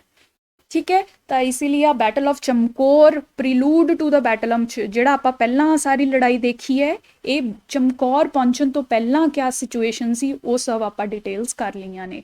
ਠੀਕ ਹੈ। ਇਹ ਅਗੇਨ ਬਹੁਤ ਇੰਪੋਰਟੈਂਟ ਇਵੈਂਟ ਹੈ, ਇਹਨਾਂ ਨੂੰ ਧਿਆਨ ਨਾਲ ਕਰ ਲੈਣਾ। ਤੁਸੀਂ ਇਹ ਸਾਰੀ ਡਿਟੇਲਸ ਜਿਹੜੀਆਂ ਪੜ੍ਹ ਸਕਦੇ ਹੋ। ਫॉर ਮੋਰ ਇਨਫੋਰਮੇਸ਼ਨ ਮੈਨੇ ਤੁਹਾਨੂੰ ਸਾਰੀ ਸਟੋਰੀ ਸੁਣਾ ਦਿੱਤੀ ਹੈ ਇੱਕ ਵਾਰ। ਠੀਕ ਹੈ ਜੀ। ਇਹ ਪੂਰੀ ਲਿਸਟ ਹੈ ਤੁਹਾਡੇ ਸਾਹਮਣੇ 10 ਗੁਰੂਆਵਾਂ ਦੀ, ਉਹਨਾਂ ਦੇ ਮੇਨ ਅਚੀਵਮੈਂਟਸ ਮੇਨ ਕੰਟਰੀਬਿਊਸ਼ਨਸ ਆ ਤੁਸੀਂ ਡਿਟੇਲਸ 'ਚ ਦੇਖ ਸਕਦੇ ਹੋ। ਇਹਨਾਂ ਦੀ ਰਿਲੇਟਡ ਜੋ ਇੰਪੋਰਟੈਂਟ ਇਨਫੋਰਮੇਸ਼ਨ ਹੈ ਉਹ ਇਸ 'ਚ ਪ੍ਰੈਜ਼ੈਂਟਡ ਹੈ। ਠੀਕ ਹੈ। ਤਾਂ ਇਹਨੂੰ ਵੀ ਤੁਸੀਂ ਯਾਦ ਕਰ ਸਕਦੇ ਹੋ। ਨਾਓ ਨੈਕਸਟ ਇੰਪੋਰਟੈਂਟ ਟੌਪਿਕ ਕਰ ਲੈਂਦੇ ਹਾਂ ਆਪਾਂ। ਨੈਕਸਟ ਟੌਪਿਕ ਹੈ ਤੁਹਾਡਾ ਪੰਜਾਬ ਦੇ ਡੈਟ ਦੇ ਉੱਤੇ। ਠੀਕ ਹੈ ਜੀ। ਇਸ ਟੌਪਿਕ 'ਚੋਂ ਆਪਣੇ ਲਈ ਇਹ ਇੰਪੋਰਟੈਂਟ ਹੈ ਕਿ ਤੁਸੀਂ ਇਹ ਡਾਟਾ ਜਿਹੜਾ ਗਿਵਨ ਹੈ ਇਹਨੂੰ ਆਪਦੇ ਆਨਸਰਸ 'ਚ ਲਿਖ ਸਕਦੇ ਹੋ। ਬਸ ਇਹ ਥੋੜ੍ਹਾ ਯਾਦ ਰੱਖੋ ਪੰਜਾਬ ਦਾ ਟੋਟਲ ਡੈਟ, ਤੁਹਾਨੂੰ ਪਤਾ ਹੈ ਕਿ ਪੰਜਾਬ ਤੇ ਬਹੁਤ ਕਰਜ਼ਾ ਚੱਲ ਰਿਹਾ ਹੈ, ਤਾਂ ਟੋਟਲ ਡੈਟ ਪੰਜਾਬ ਦਾ 2.63 ਲੱਖ ਕਰੋੜਸ ਹੈ। ਇਹ ਨੰਬਰ ਯਾਦ ਕਰਕੇ ਰੱਖੋ। ਕਿਤੇ ਵੀ ਪੰਜਾਬ ਦੀ ਇਕਨੋਮਿਕ ਕੰਡੀਸ਼ਨ ਨੂੰ ਤੁਸੀਂ ਰਿਪਰੈਜ਼ੈਂਟ ਕਰਨਾ ਹੈ ਤਾਂ ਉੱਥੇ ਇਹ ਨੰਬਰ ਯੂਜ਼ ਕਰ ਸਕਦੇ ਹੋ। ਬਹੁਤ ਅੱਛਾ ਡਾਟਾ ਹੈ, ਤੁਹਾਨੂੰ ਬਹੁਤ ਮਾਰਕਸ ਦਿਲਾ ਸਕਦਾ ਹੈ। ਮੇਨਸ ਆਨਸਰ ਰਾਈਟਿੰਗ ਲਈ ਮੈਂ ਤੁਹਾਡੀ ਬਹੁਤ ਹੈਲਪ ਕਰ ਰਹੀ ਹਾਂ ਇਸ ਸੀਰੀਜ਼ ਦੇ ਥਰੂ। ਇਹਨੂੰ ਫੋਲੋ ਕਰਦੇ ਰਹੋ, ਮੇਰੀ ਡਾਇਰੈਕਸ਼ਨਸ ਨੂੰ ਫੋਲੋ ਕਰਨ ਦੀ ਕੋਸ਼ਿਸ਼ ਕਰੋ। ਤੁਹਾਡੇ ਮਾਰਕਸ ਜਿਹੜੇ ਹੈ ਮੇਨਸ ਵਿੱਚ 25 ਤੋਂ ਲੈ ਕੇ 50 ਨੰਬਰ ਤੱਕ ਵੱਧ ਸਕਦੇ ਨੇ। ਹਰ ਪੇਪਰ ਵਿੱਚ ਤੁਸੀਂ 10-10 ਐਕਸਟਰਾ ਨੰਬਰ ਲੈ ਸਕਦੇ ਹੋ ਐਟਲੀਸਟ ਅਗਰ ਤੁਸੀਂ ਇਹ ਡਾਇਰੈਕਸ਼ਨਸ ਜਿਹੜੀਆਂ ਫੋਲੋ ਕਰਦੇ ਰਹਿੰਦੇ ਹੋ। ਠੀਕ ਹੈ ਜੀ। ਨੋਰਮਲ ਆਨਸਰਸ ਨਾਲੋਂ ਤੁਹਾਡਾ ਆਨਸਰ ਐਲੀਵੇਟ ਕਰਨ 'ਚ ਬਹੁਤ ਹੈਲਪ ਕਰਨਗੇ। ਠੀਕ ਹੈ। ਤਾਂ ਪਹਿਲਾ ਡਾਟਾ ਜਿਹੜਾ ਤੁਸੀਂ ਯਾਦ ਰੱਖਣਾ ਹੈ ਪੰਜਾਬ ਦਾ ਟੋਟਲ ਡੈਟ। ਸੈਕਿੰਡ ਡਾਟਾ ਤੁਸੀਂ ਯਾਦ ਰੱਖਣਾ ਹੈ ਕਿ ਪੰਜਾਬ ਪਾਵਰ ਸਬਸਿਡੀ ਤੇ ਕਿੰਨਾ ਪੈਸਾ ਖਰਾਬ ਕਰ ਚੁੱਕਿਆ ਹੈ ਜਾਂ ਕੰਟਰੀਬਿਊਟ ਕਰ ਚੁੱਕਿਆ ਹੈ, ਜਿਵੇਂ ਵੀ ਤੁਹਾਨੂੰ ਯੂਜ਼ ਕਰਨਾ ਪਵੇ। ਰੁਪੀਜ਼ 1.18 ਲੱਖ ਕਰੋੜ ਪਿਛਲੇ 25 ਸਾਲਾਂ ਵਿੱਚ ਇਨ 25 ਈਅਰਸ ਪੰਜਾਬ ਨੇ 1.18 ਲੱਖ ਕਰੋੜ ਰੁਪਇਆ ਜਿਹੜਾ ਹੈ ਪਾਵਰ ਸਬਸਿਡੀ ਵਿੱਚ ਦੇ ਦਿੱਤਾ ਹੈ। ਠੀਕ ਹੈ। ਤਾਂ ਇਹ ਅਗਰ ਤੁਹਾਨੂੰ ਸਬਸਿਡੀ ਤੇ ਕਮੈਂਟ ਕਰਨਾ ਆਵੇ, ਸਬਸਿਡੀਜ਼ 'ਚ ਰਿਫਾਰਮਸ ਪੁੱਛੇ ਜਾਣ, ਉਹ ਸਭ ਕੁਐਸਚਨਸ 'ਚ ਤੁਸੀਂ ਆਹ ਡਾਟਾ ਯੂਜ਼ ਕਰ ਸਕਦੇ ਹੋ ਕਿ ਪੰਜਾਬ ਤੇ ਇੰਨਾ ਕਰਜ਼ਾ ਚੜ੍ਹ ਚੁੱਕਿਆ ਹੈ ਇਹ ਸਬਸਿਡੀ ਕਰਕੇ, ਤਾਂ ਆਪਾਂ ਨੂੰ ਇਹਨੂੰ ਰਿਫਾਰਮ ਕਰਨ ਦੀ ਜ਼ਰੂਰਤ ਹੈ। ਠੀਕ ਹੈ। ਇਹ ਡਾਟਾ ਤੁਸੀਂ ਲਿਖ ਕੇ ਰੱਖੋ, ਮੇਨਸ ਆਨਸਰ ਵਿੱਚ ਯੂਜ਼ ਕਰੋ, ਐਸੇਸ 'ਚ ਵੀ ਯੂਜ਼ ਕਰੋ। ਨਾਓ ਲਾਸਟ ਵੈਰੀ ਇੰਪੋਰਟੈਂਟ ਟੌਪਿਕ ਜਿਹੜਾ ਅੱਜ ਆਪਾਂ ਡਿਸਕਸ ਕਰਾਂਗੇ ਪ੍ਰੀਲਿਮਸ 'ਚ, ਇਸ 'ਚੋਂ ਕੁਐਸਚਨ ਆਉਣਾ ਬਹੁਤ ਹੀ ਲਾਜ਼ਮੀ ਹੈ। ਪੰਜਾਬੀ ਪੋਇਟਸ ਭੁਪਿੰਦਰ ਕੌਰ ਪ੍ਰੀਤ, ਇਹ ਨਾਮ ਯਾਦ ਰੱਖਣਾ ਹੈ, ਇਸ ਨਾਮ ਤੇ ਹੀ ਕੁਐਸਚਨ ਆਏਗਾ। ਇਹਨਾਂ ਨੂੰ ਸਾਹਿਤਿਆ ਅਕੈਡਮੀ ਅਵਾਰਡ ਮਿਲਿਆ ਹੈ 2022 ਦਾ। ਠੀਕ ਹੈ ਜੀ, ਇਹ ਤੇ ਕੁਐਸਚਨ ਪੱਕਾ ਆਏਗਾ, ਇਹਨੂੰ ਯਾਦ ਕਰਕੇ ਰੱਖੋ। ਠੀਕ ਹੈ ਜੀ, ਤਾਂ ਦੇਖੋ ਇਹ ਭੁਪਿੰਦਰ ਕੌਰ ਪ੍ਰੀਤ ਜੀ ਕਿਆ ਹੈ, ਇਹ ਪੋਇਟਸ ਹੈ, ਪੋਇਮਸ ਵਗੈਰਾ ਲਿਖਦੀ ਹੈ, ਟਰਾਂਸਲੇਟਰ ਵੀ ਹੈਗੀਆਂ ਨੇ ਤੇ ਕ੍ਰਿਟਿਕ ਵੀ ਹੈਗੀਆਂ ਨੇ। ਜੋ ਵੇਰੀਅਸ ਬੁੱਕਸ ਲਿਖੇ ਜਾਂਦੇ ਹੈ ਉਹਨਾਂ ਤੇ ਕ੍ਰਿਟਿਸਿਜ਼ਮਸ ਵਗੈਰਾ, ਉਹਨਾਂ ਦਾ ਕ੍ਰਿਟੀਕਲ ਐਨਾਲਿਸਿਸ ਪ੍ਰੈਜ਼ੈਂਟ ਕਰਨਾ ਵੀ ਇਹਨਾਂ ਦਾ ਰੋਲ ਹੈ। ਤਾਂ ਹੁਣ ਜਿਹੜਾ ਇਹਨਾਂ ਨੂੰ ਅਵਾਰਡ ਮਿਲਿਆ ਹੈ ਇਹ ਇੱਕ ਟਰਾਂਸਲੇਸ਼ਨ ਲਈ ਮਿਲਿਆ ਹੈ, ਮਤਲਬ ਇਹਨਾਂ ਦੀ ਖੁਦ ਦੀ ਬੁੱਕ ਨਹੀਂ ਹੈ ਬਟ ਇੱਕ ਬੁੱਕ ਨੂੰ ਟਰਾਂਸਲੇਟ ਕਰਨ ਲਈ ਟਰਾਂਸਲੇਸ਼ਨ ਆਫ 2022 ਵਾਲੀ ਬੁੱਕ ਦਾ ਇਹਨਾਂ ਨੂੰ ਅਵਾਰਡ ਮਿਲਿਆ ਹੈ। ਦੇਖੋ ਟਰਾਂਸਲੇਸ਼ਨ 'ਚ ਵੀ ਬਹੁਤ ਰੋਲ ਹੁੰਦਾ ਹੈ। ਤੁਸੀਂ ਇੰਗਲਿਸ਼ 'ਚੋਂ ਪੰਜਾਬੀ 'ਚ ਅਗਰ ਕੋਈ ਚੀਜ਼ ਟਰਾਂਸਲੇਟ ਕਰਦੇ ਹੋ ਤਾਂ ਉਹਦਾ ਅਸੈਂਸ, ਉਹਦੀ ਫੀਲ ਜਿਹੜੀ ਹੈ ਉਹ ਸੇਮ ਰਵੇ ਟਰਾਂਸਲੇਸ਼ਨ ਦੇ ਨਾਲ। ਇਹ ਇਨਸ਼ੋਰ ਕਰਨਾ ਬਹੁਤ ਵੱਡਾ ਰੋਲ ਹੁੰਦਾ ਹੈ। ਤਾਂ ਉਹੀ ਰੋਲ ਲਈ ਭੁਪਿੰਦਰ ਕੌਰ ਪ੍ਰੀਤ ਜੀ ਨੂੰ ਸਨਮਾਨਿਤ ਕੀਤਾ ਗਿਆ ਹੈ। ਤਾਂ ਓਰੀਜਨਲੀ ਜਿਹੜੀ ਬੁੱਕ ਸੀ ਉਹ ਸੰਥਲੀ ਵਿੱਚ ਲਿਖੀ ਗਈ ਸੀ।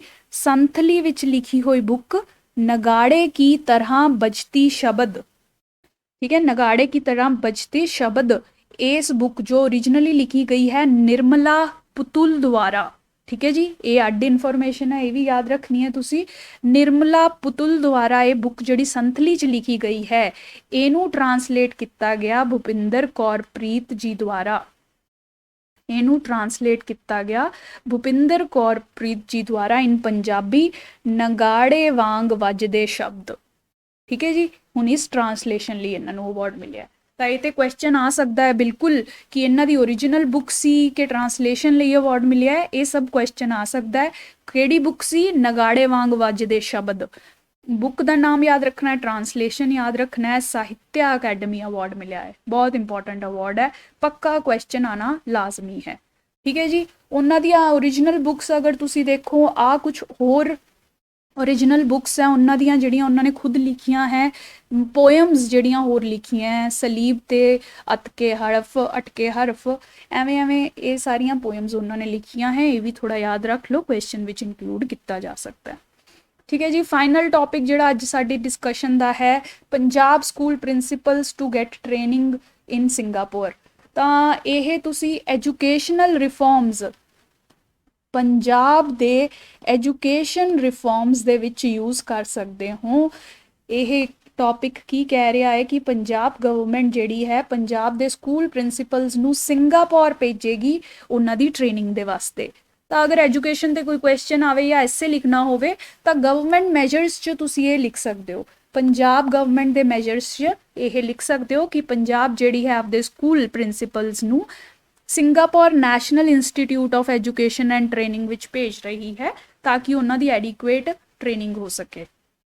ਠੀਕ ਹੈ ਜੀ, ਇਹ ਸਭ ਇਸ਼ੂਜ਼ ਸੀ ਅੱਜ ਦੀ ਡਿਸਕਸ਼ਨ 'ਚ, ਬਹੁਤ ਹੀ ਇੰਪੋਰਟੈਂਟ ਕੁਝ ਆਪਾਂ ਇਸ਼ੂਜ਼ ਜਿਹੜੇ ਆ ਡਿਸਕਸ ਕੀਤੇ ਹੈ। ਇਹਨਾਂ ਨੂੰ ਪਲੀਜ਼ ਆਪਦੇ ਕੋਲ ਲਿਖ ਕੇ ਰੱਖੋ। ਤੁਸੀਂ ਇਹ ਡਾਕੂਮੈਂਟ ਜਿਹੜਾ ਹੈ ਇਹਨੂੰ ਅੱਛੀ ਤਰੀਕੇ ਨਾਲ ਯੂਟਿਲਾਈਜ਼ ਕਰੋ ਐਂਡ ਮੈਂ ਆਸ਼ਾ ਕਰਦੀ ਹਾਂ ਕਿ ਇਹ ਤੁਹਾਨੂੰ ਬਹੁਤ ਹੈਲਪ ਕਰੂਗਾ। ਗਾਈਡਲਾਈਨਸ ਮੇਰੀਆਂ ਫੋਲੋ ਕਰਦੇ ਰਹੋ, ਤੁਹਾਡੇ ਕਾਫੀ ਅੱਛੇ ਨੰਬਰ ਤੇ PCS ਕਲੀਅਰ ਕਰਨ 'ਚ ਤੁਹਾਡੇ ਟਾਰਗੇਟ ਪੰਜਾਬ ਨੂੰ ਸਿੱਧੀ ਪੰਜਾਬ ਰੀਅਲ ਬਣਾਵੇਗਾ। ਠੀਕ ਹੈ ਜੀ, thank you so much for watching.